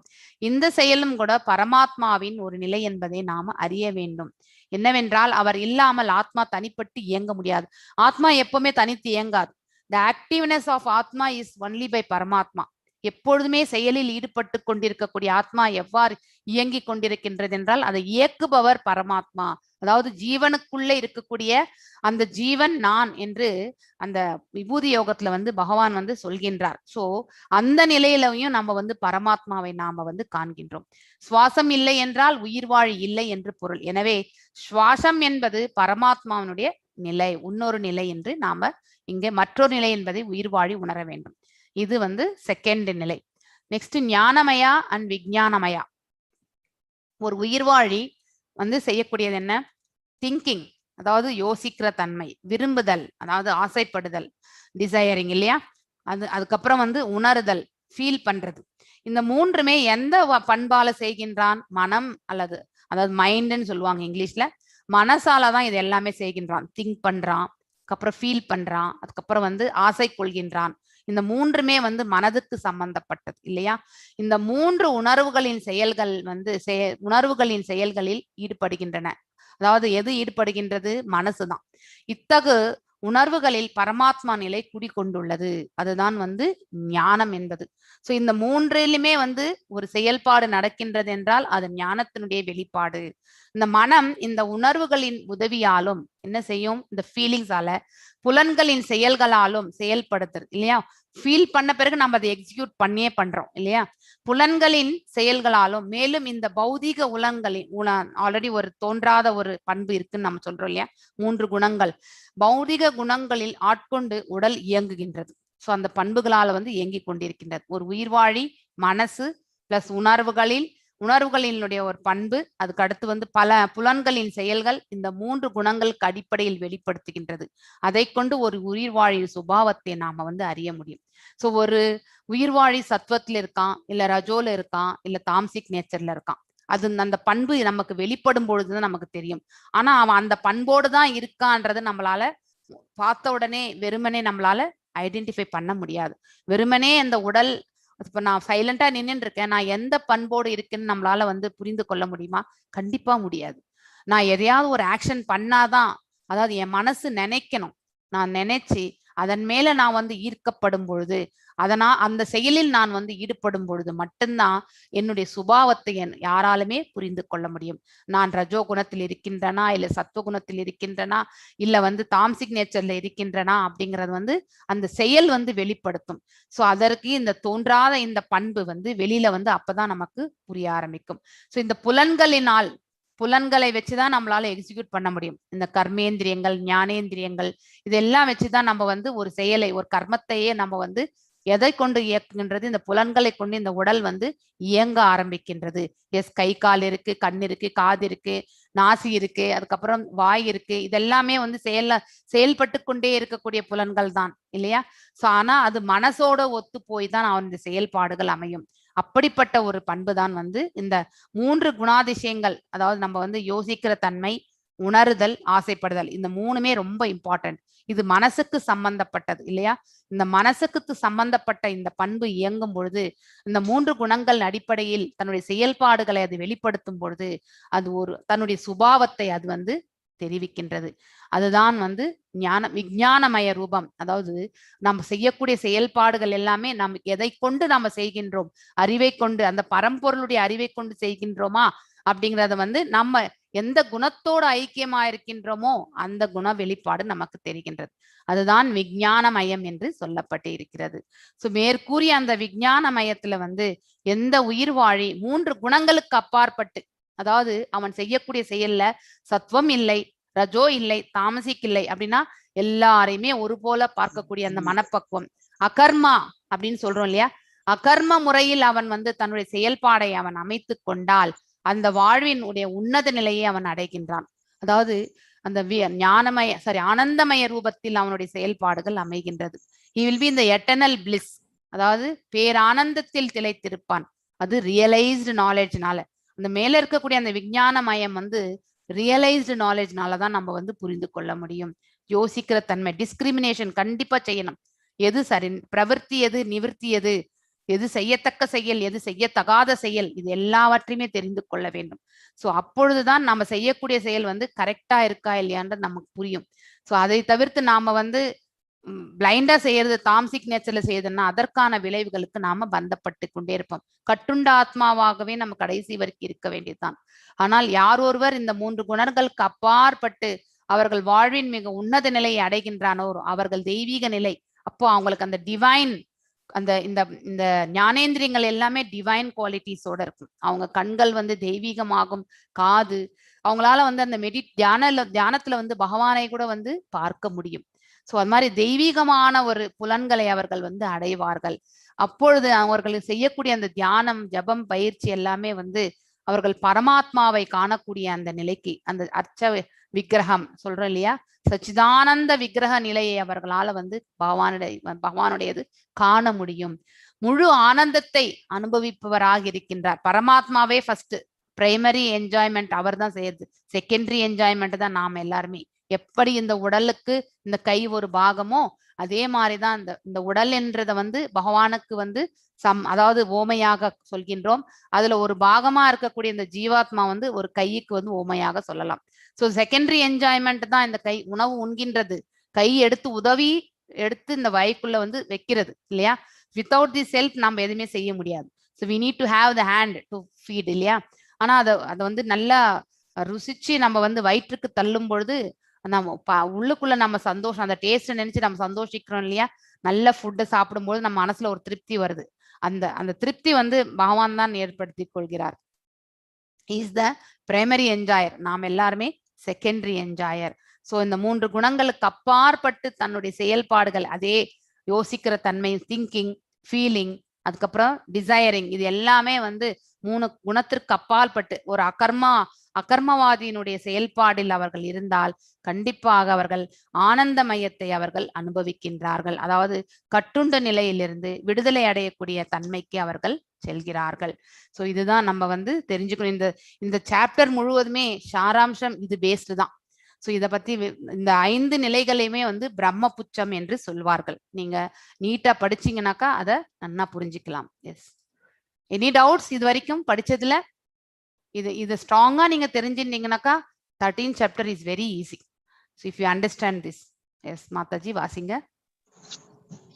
Arjuna uvacha prakrutim purusham saiva kshetram kshetrajnan eva sha yedat veditum ichchami jnanam jneyam sa keshava. Shri Bhagavan uvacha idam shariram kaundeya kshetram ityabhidiyade yedatyo veti tam prahuhu க்ஷேத்ரஜ்ஞ இதி தத் விதஹ. எஸ் அர்ஜுன உவாச்ச, அர்ஜுனன் வந்து சொல்கின்றான். பிரகிருதி அப்படின்னா பிரகிருதி, அதாவது இந்த இயற்கை. புருஷம் என்றால் என்ஜாய். புருஷா என்றாலே வந்து பகவானை தான் குறிக்கின்ற. ஈஸ் த பரம புருஷா. நாம் எல்லாம் இந்த ஒரு உடலுக்கு மட்டும்தான் புருஷம். அதாவது இந்த உடலுக்கு மட்டும்தான் உரிமையாளன். அதுவும் வந்து செகண்டரி ஹோல்டர் தான், பிரைமரி கிடையாது. ஏனென்றால் இந்த ஜீவனுக்குள் இருக்கக்கூடிய ஜீவனம் அந்த பரமாத்மா ஸ்வரூபம் என்று படிச்சுட்டே வரும். Is a supreme enjoyer. So புருஷா என்றால் அனுபவிப்பாளர் என்று பொருள். சோ கஷேத்திரம் என்றால் அதாவது த ஃபீல்ட் ஆஃப் ஆக்டிவிட்டிஸ், அதாவது நிறைய செயல்பாடுகள் நடக்கக்கூடிய இடம். ஃபார் எக்ஸாம்பிள் நீங்க கூட கிரிக்கெட் மேட்ச், அதுக்கப்புறம் வந்து ஃபுட்பால் மேட்ச் எல்லாம் பாக்குறீங்க. அந்த ஃபீல்டுன்னு சொல்றோம். அந்த ஃபீல்டு என்ன? That is the place, that is the location. அந்த இடம் தான் வந்து ஒரு செயலை வந்து செய்வதற்காக ஒதுக்கப்பட்டிருக்கின்றது. அந்த இடத்துல நம்ம எல்லா ஆக்டிவிட்டிஸுமே செய்யலாம். அதே மாதிரிதான் இந்த கஷேத்திரம் என்னும் இந்த உடலை வந்து it is a field of activities. இந்த இடத்துல நிறைய செயல்பாடுகள் நடக்கின்றது.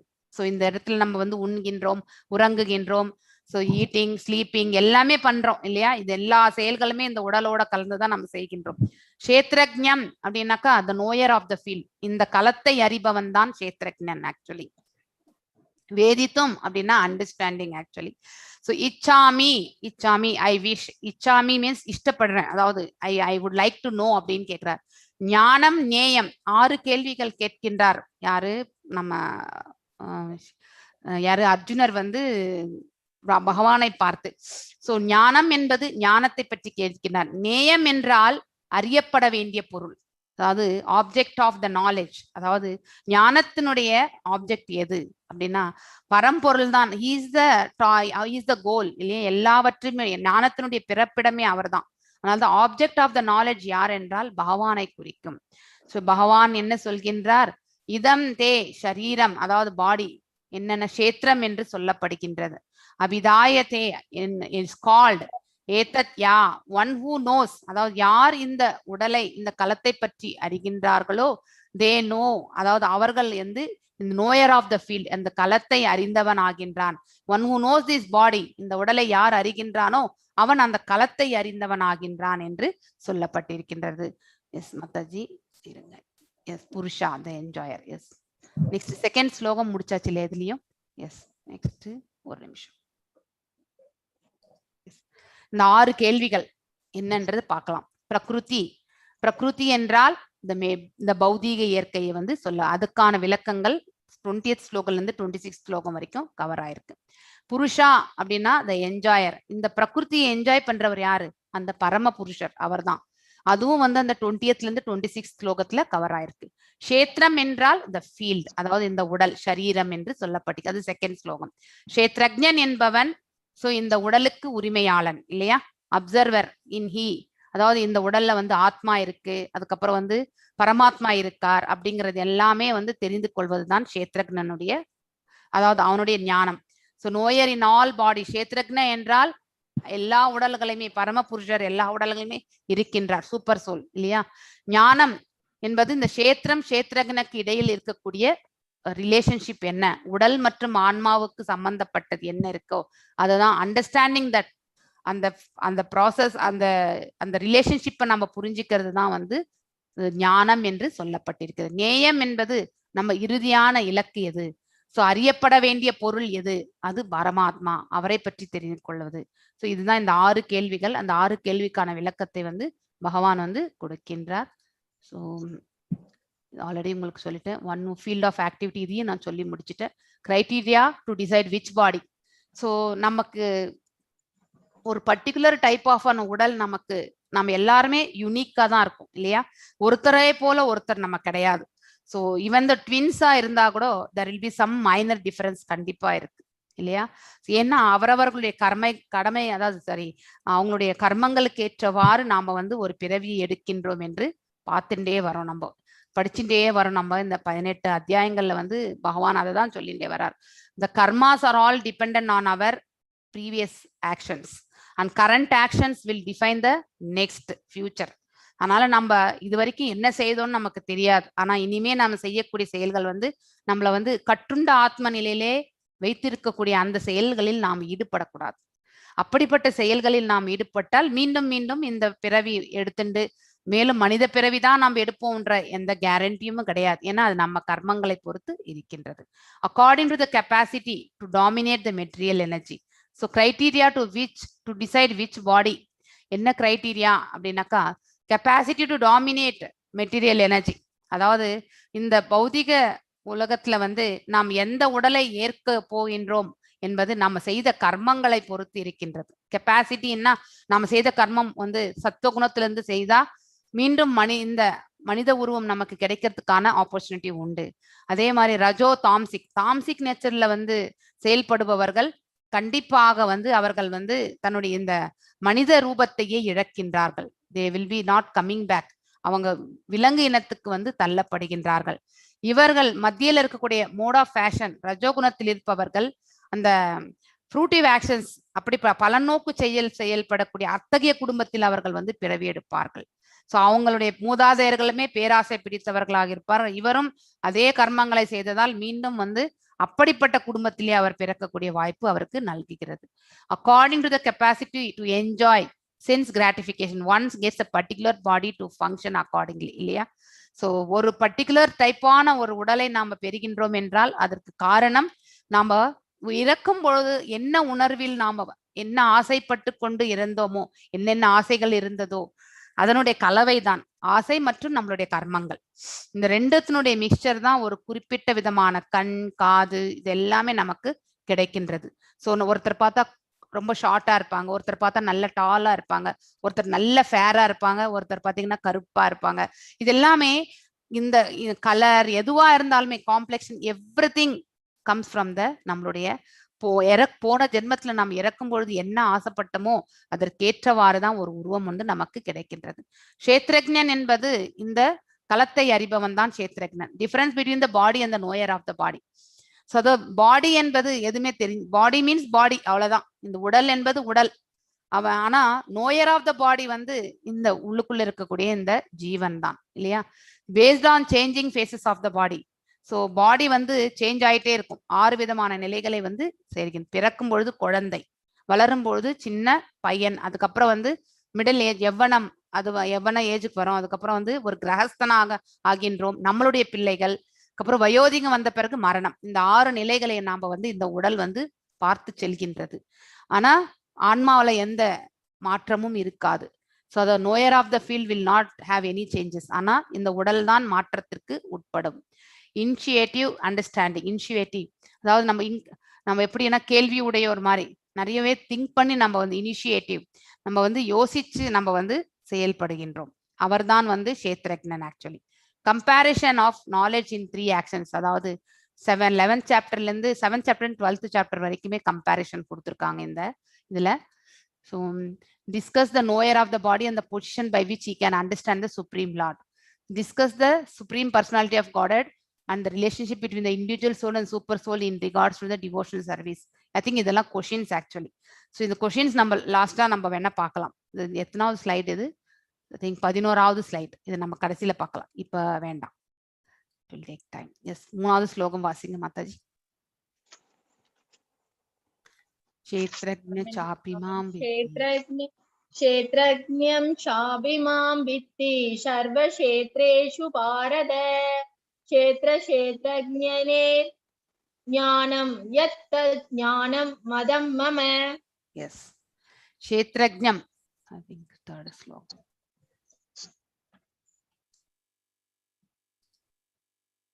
kshetrajñam என்றது இந்த களத்தை நோயர் ஆஃப் த களத்தை அறிபவன், இல்லையா? சாபிமாம் வித்திஹி சர்வக்ஷேத்ரேஷு பாரத. மாம் என்றால் பகவானை குறிக்கின்றது இங்க. சோ வித்தி சர்வக்ஷேத்திரம், அனைத்து கஷேத்திரங்களை பற்றியும் அறிபவர் ஆக்சுவலி அந்த பரம்பொருள். சோ இந்த கஷேத்ரேஷு அதாவது பாடிலி ஃபீல்ஸ், எல்லா உடல்ல இருக்கக்கூடிய பரமாத்மா அனைத்து உடல்களை பற்றியும் அவர் நன்றாக அறிவார் ஆக்சுவலி. கஷேத்ரஜ்ஞயோர் ஞானம். கஷேத்ரா என்றால் இந்த ஃபீல்ட் ஆஃப் ஆக்டிவிட்டிஸ், அதாவது இந்த உடலை சொல்கின்றது. கஷேத்ரஜ்ஞயோர் ஞானம் அதாவது நோயர் ஆஃப் த ஃபீல்ட். ஞானம் என்பது நாலேஜ் ஆக்சுவலி. அண்ட் எத் ஞானம் மத் ஒப்பீனியன், அதாவது பாத்தீங்கன்னா எத் ஞானம் ஞானம் மத்தம் மமஹ, அதாவது you should understand One should understand actually ஒருவர் வந்து I am also the knower of all bodies and to understand this body and this knower is called as a knowledge. அதாவது இந்த உடலும் மற்றும் இந்த உடலுக்கு உரிமையாளனை பற்றி அறிந்து கொள்வதே ஞானம் என்று சொல்லப்பட்டிருக்கின்றது. அண்ட் தென் பகவான் எல்லாருடைய உடல்களை பற்றியும் அறிவார். ஏனென்றால் அந்த பரம்பொருள் எல்லாருடைய உடல்களிலுமே இருக்கின்றார். பரமாத்மாவாக அவர் எல்லாருடைய உடல்களிலுமே இருக்கின்றார். இஸ் த புருஷா. இந்த பரம புருஷாவராக அவர் வந்து எல்லாருடைய ஹிருதயத்திலுமே இருக்கின்றார், அந்த ஜீவனுக்குள்ளன்றது வந்து நம்ம படிச்சுட்டே வரோம். எஸ், நெக்ஸ்ட் ஸ்லோகம் வாசிங்க மாதாஜி. தத் க்ஷேத்ரம் யச்ச யாத்ருக்ஷ யத் விகாரி யதஸ்ஸ யத் சசயோ யத் பிரபாவஸ்ஸ தத் சமாசேன மே ஸ்ருணுஹு. எஸ், அதுக்கு முன்னாடி இங்க இருக்கக்கூடியது பார்த்துடலாம். கிருஷ்ணா டிஃபைன்ஸ் க்ஷேத்ரஜ்ஞா அண்ட் ஞானம். இப்ப அதுதான் நம்ம படிச்சோம் இல்லையா?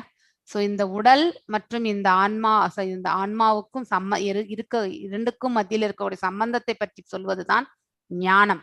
அதே மாதிரி டு அண்டர்ஸ்டாண்ட், பகவான் எல்லா உடல்களிலுமே இருக்கின்றார். ஸோ அது வந்து நேயம் actually. So to understand the body it is the knower, the super soul is called as the knowledge. அடுத்து நாலேஜ் ஞானா, to study the subject matter of the field activity and the knower of the field very மைன்யூட்லி.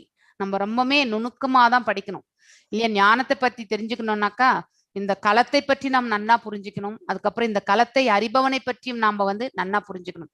Primary entity யாருன்னா அந்த பரமாத்மா தான். Secondary entity தான் இந்த ஜீவாத்மா. So super soul knows all, அதாவது எல்லாருடைய, அதாவது எல்லாரை பற்றியும் தெரிவது அவர் ஒருத்தருக்கு தான். ஆனா நமக்கு நம்மளை பத்தி மட்டும்தான் ஓரளவுக்கு தெரியும் இல்லையா? The field of activity என்பது இந்த உடலை குறிக்கின்றது. 2 kinds of knowers, 2 விதமான க்ஷேத்ரஜ்ஞர்கள். ஒன்று அந்த பரமாத்மா, இன்னொன்னு அந்த உடலுக்கு சம்பந்தப்பட்ட ஜீவாத்மா. So how Krishna is the knower அப்படின்றத நம்ம பாக்குறோம் இங்க. Super soul is the plenary expansion of Krishna இல்லையா? அதாவது நம்ம மேல, ஹலோ யாரோ ஏதோ கேட்டீங்க? ஓகே, அதாவது நம்ம கோலோகா சார்ட்ல பார்த்தா கூட ஃபர்ஸ்ட் மேல ஆன்மீக உலகத்துல வந்து கிருஷ்ணா அவருடைய விரிவங்கங்கள், விலாச விரிவங்கங்களை பாக்குறோம் இல்லையா? அவருடைய முதல் விரிவங்கமே வந்து பலதேவர், அதாவது பலராம். அதுக்கடுத்து சங்கர்ஷ்ணர், அனிருத்தன், பிரத்யும்னன். ஸோ இந்த மாதிரி வந்து இந்த விரிவங்கங்கள், வாசுதேவர், இந்த விரிவங்கங்கள் எல்லாம் நம்ம பார்க்கின்றோம். அதுக்கடுத்து நம்ம வந்து நாராயணனுடைய இந்த வைகுண்டத்துல இருக்கக்கூடிய அவருடைய விரிவங்கங்கள். ஸோ இந்த எக்ஸ்பான்ஷன் வந்து பாத்தீங்கன்னாக்கா நாராயணன், கிருஷ்ணர், ராமர் எல்லாமே, விஷ்ணு எல்லாருமே ஒன்றுதான். ஸோ அவருடைய விரிவங்கம் வந்து ஆன்மீக உலகத்துல வந்து ஒரு போல இருக்கக்கூடிய ஆற்றல்கள். ஆனா அதே வந்து பௌதிகத்திற்கு வரும் பொழுது வெவ்வேறு 3 புருஷ அவதாரங்களை பற்றி நாம படிச்சிருக்கோம் இல்லையா? ஸோ ஃபர்ஸ்ட் புருஷ அவதாரம் வந்து காரண கடல்ல வந்து படுத்துட்டு இருக்கக்கூடிய அந்த கார்ணோதயாட்சி விஷ்ணு. ஸோ அவர் யாருடைய விரிவங்கம்? அதாவது கிருஷ்ணருடைய அந்த விரிவங்கம் தான், அதாவது விஷ்ணுனுடைய விரிவங்கம். ஸோ அவர்கிட்ட இருந்து ஃபர்ஸ்ட் புருஷ, அதாவது அவர் வந்து இந்த பௌதிக இயற்கைக்கு சம்பந்தப்பட்டவர். ஸோ அதனால வந்து இந்த குவாலிட்டிஸ் வந்து இங்க வெவ்வேறாக இருக்கும். இங்க வந்து ஆற்றல் வந்து கீழ் இயல்பு உடையது இந்த பௌதிகம். அதனால வந்து மேல ஆன்மீக உலகத்தில் இருக்கக்கூடிய ஆற்றலை போல இங்க நாம வந்து ஒப்பிட முடியாது. ஸோ கிருஷ்ணர் இஸ் த பிளீனரி எக்ஸ்பான்ஷன், அவருடைய முதன்மை விரிவங்கங்களாக இங்க வந்து சொல்லப்பட்டிருக்கின்றது ஆத்மா, பரமாத்மாவை. Krishna says I am also the knower but not the individual knower of the body இல்லையா? ஸோ அதாவது நாம ஒவ்வொரு உயிர் வாழியுமே நம்ம உடலுக்கு மட்டும்தான், நம்மளை பத்தி தான் நமக்கு ஓரளவுக்கு நல்லா தெரியும். அடுத்தவர்களை பற்றி நம்மளால எல்லாமே புரிஞ்சுக்க முடியாது. ஆனால் பகவான் எல்லாருடைய ஹிருதயங்கள் இருந்து கொண்டு எல்லாரை பற்றியுமே அவர் வந்து புரிந்து கொள்கின்றார். Is present in every body as the super knower அப்படின்னு சொல்லிட்டு சொல்லப்பட்டிருக்கு. அவருக்கும் நமக்கும் அதுதான் வித்தியாசம். ஸோ இந்த வித்தியாசங்களை பார்க்கலாம். 2 knowers and their differences. ஆத்மா அவருக்கு வந்து ஜீவாத்மா என்றும், லிவிங் என்டிட்டி ஜீவாத்மா என்று சொல்லப்படுகின்றது. காட் அவர் தான், அதை பார்த்தீங்கன்னாக்க பகவான் is the maintainer and known as த பரமாத்மா இல்லையா? 4 கைகளை உடையவர். இன்ஃபினிட்டிசிமலி ஸ்மால், அதாவது இன்ஃபினிட்னாக்கா அளவிட முடியாது. இன்ஃபினிட்டிசிமலி மீன்ஸ் ரொம்ப ரொம்ப அணு சைஸ்ல, நம்ம கண்ணுக்கே புலப்படாத அந்த சைஸ்ல. சைஸ் ஆஃப் த சோல் வந்து பாத்தீங்கன்னாக்கா 10,000ல் 1 பகுதி. So tip of the hair இல்லையா? அந்த தலை முடியினுடைய நுனி பகுதியில 10,000ல் 1 பகுதி தான் அந்த அணு ஆத்மாவுடைய பாத்தீங்கன்னா சைஸ். விபு ஆத்மா வந்து இன்னும் இன்ஃபினைட் சைஸ், அது அளவிட முடியாது. நம்ம வந்து cognizant of one's own body, that is knower of the, அதாவது தன்னை பற்றி மட்டுமே அவனுக்கு ஓரளவுக்கு நல்லா தெரியும். பட் பகவானுக்கு எல்லாரை பற்றியுமே தெரியாது. சோல் இஸ் செகண்டரி ப்ரொப்ரேட்டர் இல்லையா? இந்த பிரைமரி ப்ரொப்ரேட்டர் யாருன்னா முதன்மை உரிமையாளர் அந்த பரம்பொருள் தான். நாம் எல்லாருமே இரண்டாம் உரிமையாளர் தான் இந்த உடலுக்கு. சில காலம் மட்டுமே தங்கிட்டு போகிறதுக்காக வந்திருக்கும். So next super soul is supreme proprietor. Analogy எப்படின்னாக்கா king is the proprietary of all lands. இது எதனோட ஒப்பிடப்பட்டிருக்குன்னா, ஒரு அரசனானவன் எல்லா அவனுடைய ராஜ்யத்திற்கு உட்பட்டது எல்லாமே அவனுக்கு சம்பந்தப்பட்டது இல்லையா? he is the owner of all the things அப்படின்னு நம்ம சொல்றோம். ஆனா நாம வந்து ஒரு இண்டிவிஜுவல், ஒரு அந்த அந்த அரசனுடைய ஆளுமையில நாமளும் ஒரு உயிர் வாழி அந்த இடத்துல நாம் வாழ்கின்றோம், ஒரு மனிதன். அப்படி இருக்கும்போது நமக்கு சம்பந்தப்பட்ட ப்ராப்பர்ட்டி வந்து குட்டியா ஒரு ஒரு வீடோ ஒரு ஏக்கரா நிலமோ அந்த மாதிரிதான் நம்ம வச்சிருப்போம். ஆனா வந்து அரசனுக்கு வந்து அவனுடைய ஆளுமையில இருக்கிறது எல்லாமே அவன் ஆட்சிக்கு உட்பட்டது. அது போலதான் பகவான் அவர் படைப்புல இருக்கக்கூடிய அனைத்துமே அவருக்கு உரிமை உண்டு. ஆனா நமக்கு இந்த சிறிய உடல் மட்டும்தான் நமக்கு உரிமை, அதுவும் டெம்பரவரி தான். Soul is the secondary controller of the senses இல்லையா? ஸோ நம்ம உள்ளுக்குள்ள வந்து நம்ம ஒண்ணு வந்து ரைட்டான ஒரு பாதையை நமக்கு எடுத்து சொல்கின்றது என்றால், அந்த பாதையில் வந்து செல்லும் பொழுது அது பகவான் நமக்கு உள்ளுக்குள்ள இருந்து சொல்லக்கூடிய முதன்மை பாதை. ஆனா அதை தவிர்த்து நம்ம ஓவர் ரூல் பண்ணி நாம வந்து ஷார்ட்கட்ஸ்ல போகணும்னு நினைக்கிறோம் இல்லையா? ஸோ அது வந்து இந்த செகண்டரி உரிமையாளர் இருக்கிறது ஜீவாத்மா, அதாவது இந்த மனசு வந்து டிசிஷன் எடுக்கிறது. ஸோ நாம் எல்லாருமே செகண்டரி என்ஜாயர், செகண்டரி கண்ட்ரோலர். ஸோ இரண்டாம் தர்ப்பத்துல நியாயமான ஒரு பாதையை வந்து ஓவர் ரூல் பண்ணி அதை வந்து அதுல இருந்து ஓவர் ரூல் ஆகி நாம போய் நமக்கு விருப்பமானதை வந்து செய்யறது. சிலது நம்ம மனசுக்கு ஒத்துக்காது. ஆனா அதுதான் கரெக்ட்ன்றதும் ஓரளவுக்கு நம்ம மனசு சொல்லும். ஆனாலும் அதை ஏத்துக்கக்கூடிய மனப்பக்குவம் வந்து நமக்கு கிடையாது இல்லையா? சோ அந்த மாதிரி ஒரு நிலையில இருக்கும் பொழுது இந்த ஓவர் ரூலிங் த பரமாத்மாவுடைய அவருடைய வழியை நம்ம வந்து ஓவர் ரூல் பண்ணி நம்மளுடைய செயல்பாடுகளை நம்ம செய்கின்றோம். அதனால்தான் நம்ம கட்டுண்ட ஆத்மாக்கள் ஆகின்றோம். எப்போ இந்த மனசு என்ன சொல்றதோ அதன்படி நாம நடந்து கொள்கின்றோமோ கண்டிப்பாக அதனுடைய பலன்கள் எல்லாம் நம்மளோட தான் அமைந்திருக்கும். அது it will come in to a storage. நம்மளுடைய பாவ அக்கௌண்ட்டோ புண்ணிய அக்கௌண்ட்ல போய் அது கண்டிப்பா இருமைகளாக சேர்கின்றது. ஆனா அதையே பகவான் எந்த வழி கொடுக்கின்றாரோ அதை ஏற்றுக்கொண்டு நம்ம செல்லலாம் என்று நாம் நினைத்தால் கண்டிப்பாக பாவ விளைவுகளிலிருந்து நாம பந்தப்படுவது கிடையாது. So supreme lord is the supreme controller. அவர் தான் உயர்ந்த ஆளுமை இல்லையா? King is the original controller of all the activities. ஒரு நாட்டை ஆளுகின்றவர், அந்த நாட்டை வந்து ரட்சிப்பவர். எல்லாருமே அவர் கண்ட்ரோல்ல தான் வச்சிருப்பாங்க இல்லையா? எத்தனையோ டிபார்ட்மெண்ட்ஸ் இருக்கு. நம்ம கூட நிறைய மந்திரிகள் எல்லாம் இருக்காங்க. இப்ப பிரைம் மினிஸ்டர் இருக்காங்க, அதுக்கு கீழே வந்து கேபினெட் மினிஸ்டர்ஸ் இருக்காங்க. எல்லாருமே they are reporting to the prime minister. அதே மாதிரிதான் இந்த புலன்களும் வந்து நம்ம சுப்ரீம் கண்ட்ரோலரா இருக்கக்கூடிய பிரைம் மினிஸ்டருக்கு நாம ஒபே ஆகணும். ஆனா நம்ம கேபினெட் மினிஸ்டரா இருந்துட்டு நாம நம்மளுடைய இதுலயே நம்ம வந்து செயல்பட்டு கொண்டே போகின்றோம். அவ்வாறு செயல்படும் பொழுது நாம மீண்டும் மீண்டும் கட்டுண்ட ஆத்மாவாகி இந்த பிரபஞ்சத்துல திரும்பி வந்துகிட்டே இருக்கும். we are fallible, பகவான் இஸ் இன்ஃபாலபிள். அதாவது அவர் தவறி விடாதவர். இந்த பிரபஞ்சத்திற்கும் அவருக்கும் சம்பந்தம் கிடையாது. he is independent of the material nature. Material இந்த பௌதிக இயற்கையை படைத்தவரும் அவர்தான். ஆனா இங்கே நடக்கக்கூடிய செயல்பாடுகளுக்கும் அவருக்கும் சம்பந்தம் கிடையாது. நாம தான் இதெல்லாம் செஞ்சுட்டே இருக்கோம், அந்த கர்மங்களுக்கு வந்து உட்படுகின்றோம். ஆனா நமக்கு நல்வழியை அவர் காட்டும் பொழுது அது ஏற்றுக்கொண்டால் அது நல்மார்க்கமாக அமைகின்றது. நாம செய்யக்கூடிய கர்மங்களுக்கும் பகவானுக்கு எந்த பொறுப்புமே கிடையாது. அவருக்கு ஒன்லி ஹீஸ் அப்ரூவிங். நமக்கு அப்ரூவல். நம்ம ஓவர் ரூல் பண்ணா கூட ஓகே அப்படின்ட்டு. ஒரு தாய் வந்து குழந்தை வந்து தவறு செய்யும் பொழுது கண்டிக்கிறாள். ஆனா சில சமயத்துல நம்ம செல்லமா நம்ம விட்டு கூட கொடுத்துறோம் இல்லையா? அதே மாதிரிதான். So when we are doing something condition கண்டிப்பா உண்டு. ஆனா அதை நம்ம ஏற்றுக்கொள்ளாத பொழுது அது ஓவர் ரூல் பண்ணி போகும்பொழுது இங்க வந்து அனுமதி என்பது வழங்கப்படுகின்றது. ஏனென்றால் அதற்கான பலன்களை நாம தான் அனுபவிக்க போகின்றோம் என்பது பகவானுக்கு தெரியும். அந்த கட்டுண்ட அந்த ஆத்ம நிலையிலேயே நம்ம கடைசி வரைக்கும் இருக்க போறோம்ன்றது வந்து பகவானுக்கு தெரியும், ஆனா நமக்கு தெரியாது. சோ லவ்விங் சர்வேட்டர், நம்ம எப்பொழுதுமே பகவானுக்கு அதாவது பிரேம பக்தியில வந்து அவருக்கு தூய தொண்டு புரிபவர்கள் இந்த ஜீவாத்மா. எட்டர்னலி எ லவ்விங் மாஸ்டர் அவர் வந்து, அதாவது சர்வன்ட் மாஸ்டர் ரிலேஷன்ஷிப் தான் நமக்கும் அவருக்கும். இன்யூமரபிள் லிவிங் என்டிட்டிஸ் இல்லையா? எல்லாமே அணு ஆத்மா, நம்மளால கவுண்ட் பண்ண முடியாது அத்தனை பேர். though super soul is in the heart of every living entity, he is a single person இல்லையா? within every atomல இருக்கார், எல்லா இடத்துலயுமே இருக்கார். ஆனா he is a single, அதாவது அவர் ஒருத்தர் தான், ஏக பாதம் அப்படின்றது வந்து நாம படிச்சுட்டு வரோம். So I think ஒரு நிமிஷம். So இந்த ஸ்லோகத்து வைங்க மாதாஜி. So இப்போ now please hear my brief description சொல்றார். யாரு? பகவான் வந்து சொல்கிறார், நான் இப்ப மேலும் உனக்கு எடுத்துரைக்கின்றேன், இதை கேட்பாயாக. எதை பற்றி சொல்றார்? ஸோ அதாவது ஃபீல்ட் ஆஃப் ஆக்டிவிட்டி, இந்த கஷேத்திரத்தை பற்றி சொல்றார். And how it is constituted, எவ்வாறு அது ஒரு பர்டிகுலர் தன்மையை அடைகின்றது, அதாவது கட்டுண்ட தன்மையா இல்லை விடுதலை அடையக்கூடிய தன்மையா, எவ்வாறு அது அடைகின்றது என்பதை பற்றி அழகாக எடுத்துரைக்கின்றார். அதுக்கப்புறம் வந்து எவ்வாறு மாற்றத்திற்கு உட்படுகின்றது இந்த உடல் பிறந்ததிலிருந்து இறக்கும் வரை, அதை பற்றியும் சொல்றாரு. And when it is produced, who that knower of the field of activities is and what his influences are.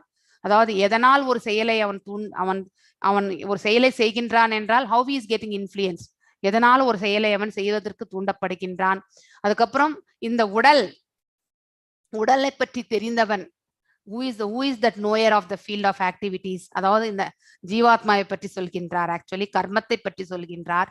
when it is produced, எவ்வாறு இது வந்து உற்பத்தி ஆகின்றது. இந்த ஸ்தூலமும் சூக்ஷ்மமும் நம்ம 24 பண்புகளை படிச்சோம் இல்லைங்களா, இந்த 24 பண்புகளோட சூக்ஷ்மமா இருக்கக்கூடிய, அதாவது இது எல்லாமே 24 பண்புகளுமே வந்து இந்த ஸ்தூல உடலை வந்து உருவாக்கின்றது. அதுல வந்து இந்த 24 பண்புகள்ல வந்து மனம் மற்றும் அகங்காரம், அதோட வந்து இந்த புத்தி, இது மூன்றுமே வந்து சூக்ஷ்ம உடலை வந்து உருவாக்குகின்றது. இந்த மூன்றும் இந்த மிச்சம் இருக்கக்கூடிய அந்த 24 பண்புகள்ல இருக்கக்கூடிய அந்த பண்புகள் சேர்ந்து ஸ்தூலமும் சூக்ஷ்மமும் உருவாகின்றது. அதோட இந்த ஜீவாத்மா வந்து இந்த உடல்ல வந்து தாயினுடைய கருவிலே வந்து நிற்கின்றது. அதுக்கப்புறம் அந்த ஜீவனுக்குள் இருக்கக்கூடிய ஆக்டிவ்னஸ், அந்த பரம்பொருள் அவரும் வந்து அதோட இணைகின்றார். ஸோ இவ்வாறாக ஸ்தூலமும் சூக்ஷ்மமும் ஒன்றிணைந்து ஒரு ஜீவன் வந்து உற்பத்தி ஆகின்றது என்பதை பற்றி தெரிஞ்சுக்கிறோம். when it is produced அப்படிங்கறத வந்து இன்னும் டீட்டெயிலா நம்ம தெரிஞ்சுக்கணும்னாக்கா பாகவதம் 3rd cantoல ரொம்ப அழகாக எடுத்துரைக்கப்படுகிறது. அது நீங்க பாகவதம் பண்ணும்பொழுது தெரிஞ்சுக்கலாம். இப்போ இந்த ஹை லெவலா இதை நீங்க தெரிஞ்சுக்கோங்க. பர்பட்லயும் ஒரு அளவுக்கு உங்களுக்கு டீட்டெயில் நல்லா கிடைக்கும், உட்காந்து படிங்க. ஆக்சுவலி எஸ், 5th ஸ்லோகம் வாசிங்க மாதாஜி.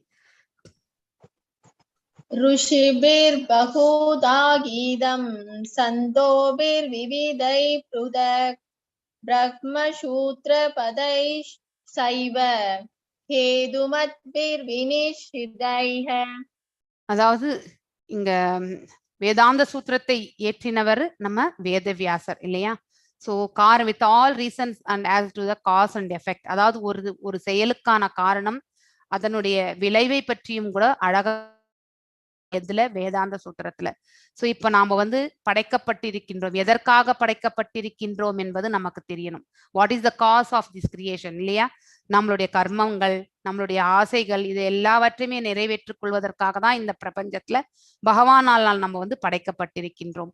ஆனால் இங்கே வந்த பிறகு நம்ம ஏதோ ஒரு குணத்தினால நம்ம பிறக்கும் பொழுது நமக்கு ஒரு குணம் இருந்தாலும் நாம் வளரக்கூடிய சூழலுக்கேற்றவாறு நமக்கு கொடுத்திருக்கக்கூடிய அந்த லிமிட்டெட் இண்டிபெண்டன்ஸ், ஒரு கர்மத்தை எக்ஸிக்யூட் பண்றதுக்கு நமக்கு ஃப்ரீடம் உண்டு. எவ்வாறு எக்ஸிக்யூட் பண்றதுன்றது நாம தான் டிசைட் பண்றோம், பகவான் எதுவுமே சொல்றது இல்லை. நாம எதை டிசைட் பண்றோமோ அதை அப்ரூவ் பண்றவர் அவர், அவ்வளவுதான். பரமாத்மா உள்ளுக்குள்ள இருந்து நமக்கு வந்து அனுமதி வழங்கி கொண்டே இருக்கின்றார். ஆனால் இந்த செயலை செய்யணும்னு வந்து டிசைட் பண்ணக்கூடியது வந்து நம்ம மனசுதான் எடுத்துக்கொள்கிறது. அதனுடைய விளைவுகளை எல்லாமே நமக்கு தான் வந்து சம்பந்தம். எப்பொழுது நாம டிசிஷன் எடுக்கிறோமோ அந்த விளைவுகள் அனைத்துமே நமக்கு வந்து பந்தப்படுகின்றது. அப்படின்னா நம்ம வாழ்க்கையில டிசிஷனே எடுக்காம எப்படி வாழ்றது அப்படின்னு ஒரு கொஸ்டின் நமக்கு வரும் இல்லையா? எஸ், அதை வந்து பகவான் மீது பாரத்தை போட்டு வழிகாட்டட்டும், அவர் நல் மார்க்கத்தை அவர் காட்டணும்னு அவர்கிட்ட நம்ம வந்து சமர்ப்பணத்தை செய்யும் பொழுது அந்த எந்த மார்க்கம் நமக்கு நன்மையோ, நமக்கு எது நன்மையோ அது செய்வார். இப்ப அந்த செயலில் நாம் ஈடுபடும் போது நம்மளால செய்ய முடியாம போகலாம், இல்லை வந்து அந்த செயல் புரியும் போது நிறைய கஷ்டங்களை நாம் எதிர்கொள்ள வேண்டியிருக்கலாம். ஆனால் அத்தகைய செயல் வந்து செய்தால் நமக்கு இறுதியில் நன்மை வரும் என்பது அவருக்கு தான் தெரியும், நமக்கு தெரியாது. நாம் ஒரு செயல் ஈடுபடுகின்றோம் என்றால் அதனுடைய விளைவு வந்து ஓரளவுக்கு தான் நம்மளை ப்ரெடிக்ட் பண்ண முடியும். 100% நம்மளால ப்ரெடிக்ட் பண்ண முடியாது. அந்த ப்ரெடிக்ஷன்ல கூட வந்து எப்போ வேண்டும் என்றாலும் மாற்றங்கள் ஏற்படும். ஏனென்றால் if it is dependent on interdependent ஆக்டிவிட்டியா இருந்தா, இண்டிவிஜுவல் டாஸ்க் வேற, ஒருவர் தான் செய்யக்கூடிய செயல் தனக்கு மட்டுமே சம்பந்தப்பட்டதாக இருந்து கொண்டு செய்யும் பொழுது அது வேறு. ஆனா அடுத்தவர்கள் மீது நம்ம சார்ந்து ஒரு செயலை செய்கின்றோம் என்றால் அதனுடைய விளைவுகளை நாம் என்றைக்குமே ப்ரெடிக்ட் பண்ண முடியாது. நாளைக்கு காலையில என்ன செய்வோன்றது இப்ப நம்மளால ப்ரெடிக்ட் பண்ண முடியுமா? கண்டிப்பா முடியாது. ஸோ அது அந்த செயல்பாடுகளை பற்றி அந்த எந்த செயலையுமே நாம் எவ்வாறு எடுத்து செல்கின்றோம் அதனுடைய விளைவுகள் அனைத்துமே நாமளே மூல காரணமாக இருந்தால், if we are only deciding factor, அதற்கு அனுமதி அவர் வழங்குகின்றால், இஃப் வி டிசைட் நாம இதை இவ்வாறுதான் செய்யணும் நம்ம எடுத்துட்டு போனோம்னா அந்த பலன் நம்மள மட்டும்தான் சேரும். The knowledge of the field of activities and the knower of the activities is described by various sages. அதாவது ரிஷி பாகுதா கீதம் சந்தோபீர் விவிதை பிரதக். அதாவது வெவ்வேறு ஞானிகளுமே இந்த கஷேத்திரத்தை பற்றியும் கஷேத்திரஜ்ஞை பற்றி அவர்களுடைய எழுத்துக்கள் அவங்க எழுதியிருக்கக்கூடிய பிலாசபி இதுல எல்லாமே வேதங்கள்ல சொல்லப்பட்டிருக்கிறது. எஸ்பெஷலி வேதாந்திர பிரம்மசூத்திர பதைச்சைவ ஹேத்து மத்பீர் வினிஷ்சிதை. அதாவது வேதாந்த சூத்திரத்தை எழுதியவர் வேதவியாசர். அவரும் இதை பற்றி விளக்கமாக எழுதியிருக்கின்றார். காரணம் என்ன, ஒரு கர்மத்திற்கான காரணம் என்ன, அதனுடைய விளைவு எவ்வாறு இருக்கும் என்பதை பற்றி விளைவுக்கான காரணம் எல்லாவற்றையுமே சொல்கின்றார். இதுதான் நம்ம ஆல்ரெடி படிச்சாச்சு. அன்னமயா, பிராணமயா, விஞ்ஞானமயா அண்ட் ஆனந்தமயா. இந்த ஸ்லோகங்கள் கிருஷ்ணா புக்ல சொல்லியிருக்காங்க. இந்த பினாமினல், நாமினல், பினாமினல் ரெண்டு இருக்கு. நாமினல் அப்படின்னா, பினாமினல் என்றால் இந்த பௌதிக செயல்கள் எல்லாமே பினாமினல். பினாமினா மீன்ஸ் அதற்கு ஒரு காரணம் இருந்து நாம செயல்படுகின்றோம் இல்லையா? 3 குணங்களும் ஒரு காரணமாகின்றது. அதே மாதிரி நம்ம கர்மத்தை எதன் அடிப்படையில நாம் அதை எக்ஸிக்யூட் பண்றோம், எந்த குணாதிசயத்தோட செயல்படுகின்றோம் என்பது பினாமினல். பினாமினல் மேனிஃபெஸ்டேஷன் 3 நிலைகள். அதாவது consciousness, subconscious, semi consciousness in dreaming and stage of unconsciousness. 3 நிலைகள் இருக்கு. இப்ப மனசு நம்ம நார்மலா இப்ப பேசிட்டே இருக்கோம் இல்லையா? பேசிட்டே இருக்கும்போது நம்ம கான்சியஸா தான் பேசுவோம். ஸோ அது ஸ்டேஜ் ஆஃப் கான்சியஸ்னஸ் சொல்லுவோம். செமி கான்சியஸ்னா பாதி நம்ம மனசு இங்க இருக்கும், பாதி எங்கேயோ இருந்து பேசுவோம் நம்ம. அதாவது we are not focused much. அது ஸ்டேஜ் ஆஃப் செமி கான்சியஸ்னஸ். இதே மாதிரி தூக்கத்துல கூட நம்ம கனவு காணும் பொழுது அங்க செமி கான்சியஸ்னஸ் தான். All the dreams will come in the semi conscious. நம்மளால சில கனவு ரீகலெக்ட் பண்ணி சொல்ல முடியும், அப்படியே ஒரே கோர்வையா நம்மளால சொல்ல முடியும். சில கனவு நமக்கு நினைவே இருக்காது. ஸோ இந்த எல்லாமே செமி கான்சியஸ்ல நடக்கிறது. அந்த ஸ்டேஜ் ஆஃப் அன்கான்சியஸ்னஸ்ல நடக்கிறது வேறு, நமக்கே தெரியாது என்ன நடந்ததுன்னு. ஸோ இத்தனையுமே இந்த 3 நிலைகள், இது எல்லாமே நம்மளால வெளிப்படுத்த முடியும். அதாவது மேனிஃபெஸ்டேஷன் மீன்ஸ் வெளிப்படுறது. இது எல்லாமே பினாமினல் எஃபெக்ட். பினாமினல்னா இந்த பௌதீக செயல்ல என்ன நடந்திருக்கோ அதனுடைய விளைவுகளாக நாம அனுபவிக்கிறது தான் phenomenal. So your relationship is transcendental to all the different material stages of existence இல்லையா? அதாவது பௌதீக செயல்களில், அதாவது different material stages of existence, அதாவது வெவ்வேறு நிலைகள் இந்த பௌதீக இயற்கையில நாம இருக்கும். ஆனா பகவானோடு இருக்கக்கூடிய அந்த யுவர் லார்ட்ஷிப் இஸ் டிரான்செண்டல். பகவானுடைய அவருடைய தன்மை பற்றி இஸ் டிரான்செண்டல், ஆழ்நிலையானது. அது எவ்வாறு இட் இஸ் டிஃபரெண்ட். இந்த பௌதிகத்திற்கும் அவருடைய ஆழ்நிலையான தன்மைக்கும் வித்தியாசம் உண்டு. You exist therefore in the 4th dimension and your appearance and disappearance do not depend on anything beyond yourself. அவருடைய அந்தரங்க சக்தி பகவான் ஒருவரால் மட்டுமே புரிந்து கொள்ள முடியும், நம்மளால புரிந்து கொள்ள முடியாது. யோக மாயை பற்றி அவர் ஒருவருக்கே உணர முடியும். அவருடைய 4th டைமென்ஷன் அப்படின்னாக்கா அந்த மேல சொன்ன consciousness, semi consciousness and unconsciousness, இதற்கு மேற்பட்டு அவருடைய அதாவது வரக்கூடிய அவருடைய அப்பியரன்ஸ், அவர் தோன்றுகின்றார், தோன்றாது இருக்கக்கூடிய அனைத்துமே அவர் ஒருத்தரால் மட்டும் தான் புரிஞ்சுக்க முடியும். அதாவது சச்சிதானந்த விக்கிரகத்தை பற்றி தெரிந்து கொள்பவரும் அவரே, தோன்றாத அருவத்தை பற்றி உணர்ந்திருப்பவரும் அவரே. நமக்கு எல்லா ஞானமும் நமக்கு கிடையாது. You are the supreme cause of everything. அதாவது உயர்ந்த காரணமே, அனைத்து காரணங்களுக்குமே அனைத்திற்குமே த ஹையஸ்ட் காஸ் யாருன்னா, ரீசன் யாருன்னா அந்த பரம்பொருள் தான். And you but of you there is no cause. அவருக்கு எந்த ஒரு செயல்பாடும் இந்த பௌதிகத்துல செய்யணும்ன்ற எதுவுமே கிடையாது இல்லையா? அப்படி இருக்கும்போது இங்க எந்த எதிர்பார்ப்பும் இருக்கும்பொழுது அவருக்கு but of you there is no cause. அவருக்கு எந்த காரணமும் தேவையே கிடையாது. நமக்கு தான் எல்லாவற்றிற்குமே காஸ், அதனுடைய விளைவு எல்லாவற்றையும் நம்ம சந்தித்து கொண்டிருக்கணும். You yourself cause your own appearance and disappearance. அவரே தன்னை வெளிப்படுத்தவும் செய்வார், மறைக்கவும் செய்வார். ஸோ ஒருத்தருக்கு பக்தியை செய்யும் பொழுது அவருடைய ரூபத்தை காண ஒரு பொழுதுல காணக்கூடிய அந்த ஆப்பர்ச்சுனிட்டியும் பகவான் தான் வழங்குவார். இமீடியட்டா மறையக்கூடிய அந்த தன்மையும் நம்ம பார்க்கக்கூடிய அந்த உருவத்தையும் நம்ம வந்து நம்ம கண்ணுல இருந்து தூரமாக விலகுவதும் அவர்தான். அனைத்துமே அவர்தான் செயல்படுத்துகின்றார். இது கிருஷ்ணா புக் ரீடிங்ல இருந்து எடுத்து போட்டிருக்காங்க. டிஸ்பைட் யுவர் டிரான்ஸ்டென்டல் பொசிஷன், அதாவது ஆழ்நிலையான இந்த தெய்வீக தன்மை இருக்கக்கூடிய தங்களுடைய அந்த நிலை பொறுத்து, in my Lord in order to show your 6 ஆப்புலன்சஸ், 6 விதமான ஆப்புலன்சஸ் நமக்கு தெரியும் இல்லையா? எல்லா புகழ், எல்லா வலிமை, எல்லா செல்வம், எல்லா அழகு, எல்லா துறவும், எல்லா ஞானம், இந்த 6மே and advertise your transcendental qualities, அதுல இருந்து நமக்கு எல்லாம் வெளிப்படுகின்றது. So you have appeared in your different incarnations, அதாவது மச்சாவதாரம், கூர்மாவதாரம், வாமனாவதாரம், நரசிம்மாவதாரம், கேசவா, அதாவது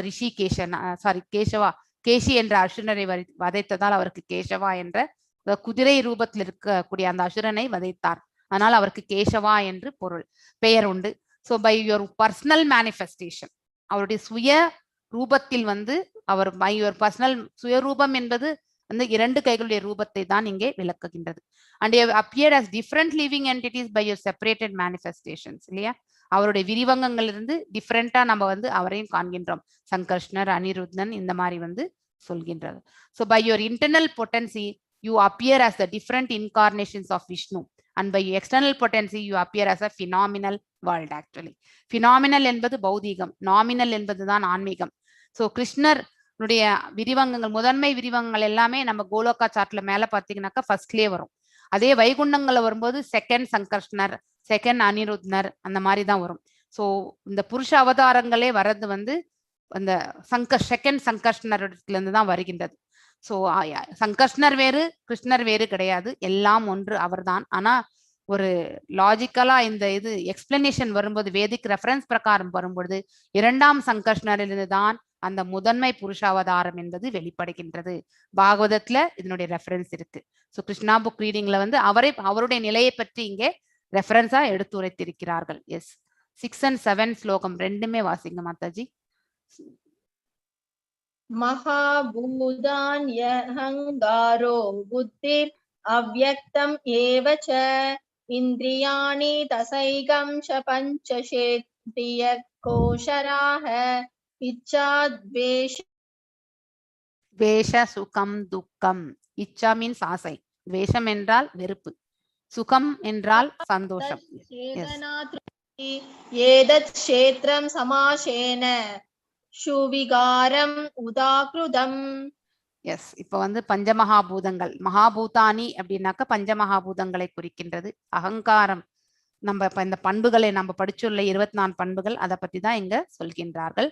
புத்தி என்பது ஞானம், அவ்யக்தம் என்றால் தோன்றாத அருவத்தன்மையில் அவர் இருக்கக்கூடிய அந்த ரூபத்தை பற்றி, வெறுமனே சக்தி ரூபம், அதாவது ஆற்றல் என்று சொல்லப்படுகிறது. இந்திரியாணி என்றால் புலன்கள், அதாவது தச ஏக்கம், அதாவது தசா என்றால் 10, ஏக்கம் 1, 10ஓட 1 11, 11 என்று சொல்லப்பட்டிருக்கிறது. பஞ்சா மீன்ஸ் 5. இந்திரியாகோ சரக, த ஆப்ஜெக்ட் ஆஃப் சென்சஸ், அதாவது சென்ஸ் ஆப்ஜெக்ட்ஸை பத்தி சொன்னோம் இல்லையா? அதாவது பார்த்தல், நடத்தல், நுகர்தல், இதெல்லாமே வந்து 5மே நம்ம வந்து பேசணும் இல்லையா? டிசையர், அதாவது இச்சா என்றால் ஆசை கொள்ளுதல், அதாவது துவேஷம் என்றால் அவர்களை வந்து ஹேட்டட்னஸ், அதாவது பிடிக்காத தன்மை. சுகம் என்றால் சுகம், துக்கம் என்றால் துக்கம், அதாவது டிஸ்ட்ரெஸ். சங்கதக அக்ரிகேட், ஆக்சுவலி அதாவது ஒரு போல இருக்கக்கூடிய தன்மை நமக்கு வந்து. சேத்தனா அப்படின்னாக்கா லிவிங் சிம்டம்ஸ், அது உயிர் வாழியவனுடைய அறிகுறிகள். ஆக்சுவலி இதெல்லாமே சுகம் வரும்போது நம்ம வந்து அந்த சுகத்தை எவ்வாறு வெளிப்படுத்தணுமோ அதை வெளிப்படுத்துகின்றோம். துக்கம் வரும்போது துவண்டும் விடுகின்றோம். அதே மாதிரி இஷ்டம் இருந்தா அந்த ஆசையை வந்து நம்ம வளர்த்து கொண்டே போகின்றோம்.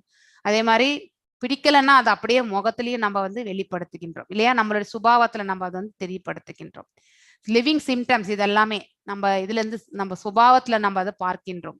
கன்விக்ஷன் அப்படின்னாக்கா அப்படியே ஸ்திரமா நம்ம அந்த நிலையை வந்து நம்ம வந்து அதாவது இதுதான் அப்படின்னு ஸ்ட்ராங்கா நம்ம வந்து வாதிக்கிறோம் இல்லையா? கன்விக்ஷன், அக்செப்டன்ஸ், இதுதான் அப்படின்ட்டு. அது கஷேத்திரம், ஃபீல்ட் ஆஃப் ஆக்டிவிட்டிஸ். ஸ்வவிக்கரம், அதாவது இன்டராக்ஷன்ஸ்.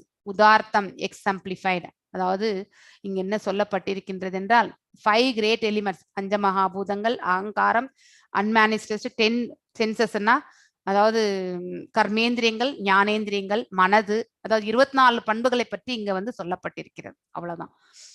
அதாவது அடுத்து வந்து 5 கர்மேந்திரியங்கள், அதுக்கப்புறம் ஞானேந்திரியங்கள், இது எல்லாமே வந்து இங்க சொல்லப்பட்டிருக்கின்றது. கன்விக்ஷன், அதனுடைய செயல்பாடுகள், சென்ஸ் ஆப்ஜெக்ட்ஸ்னுடைய செயல்பாடுகள்.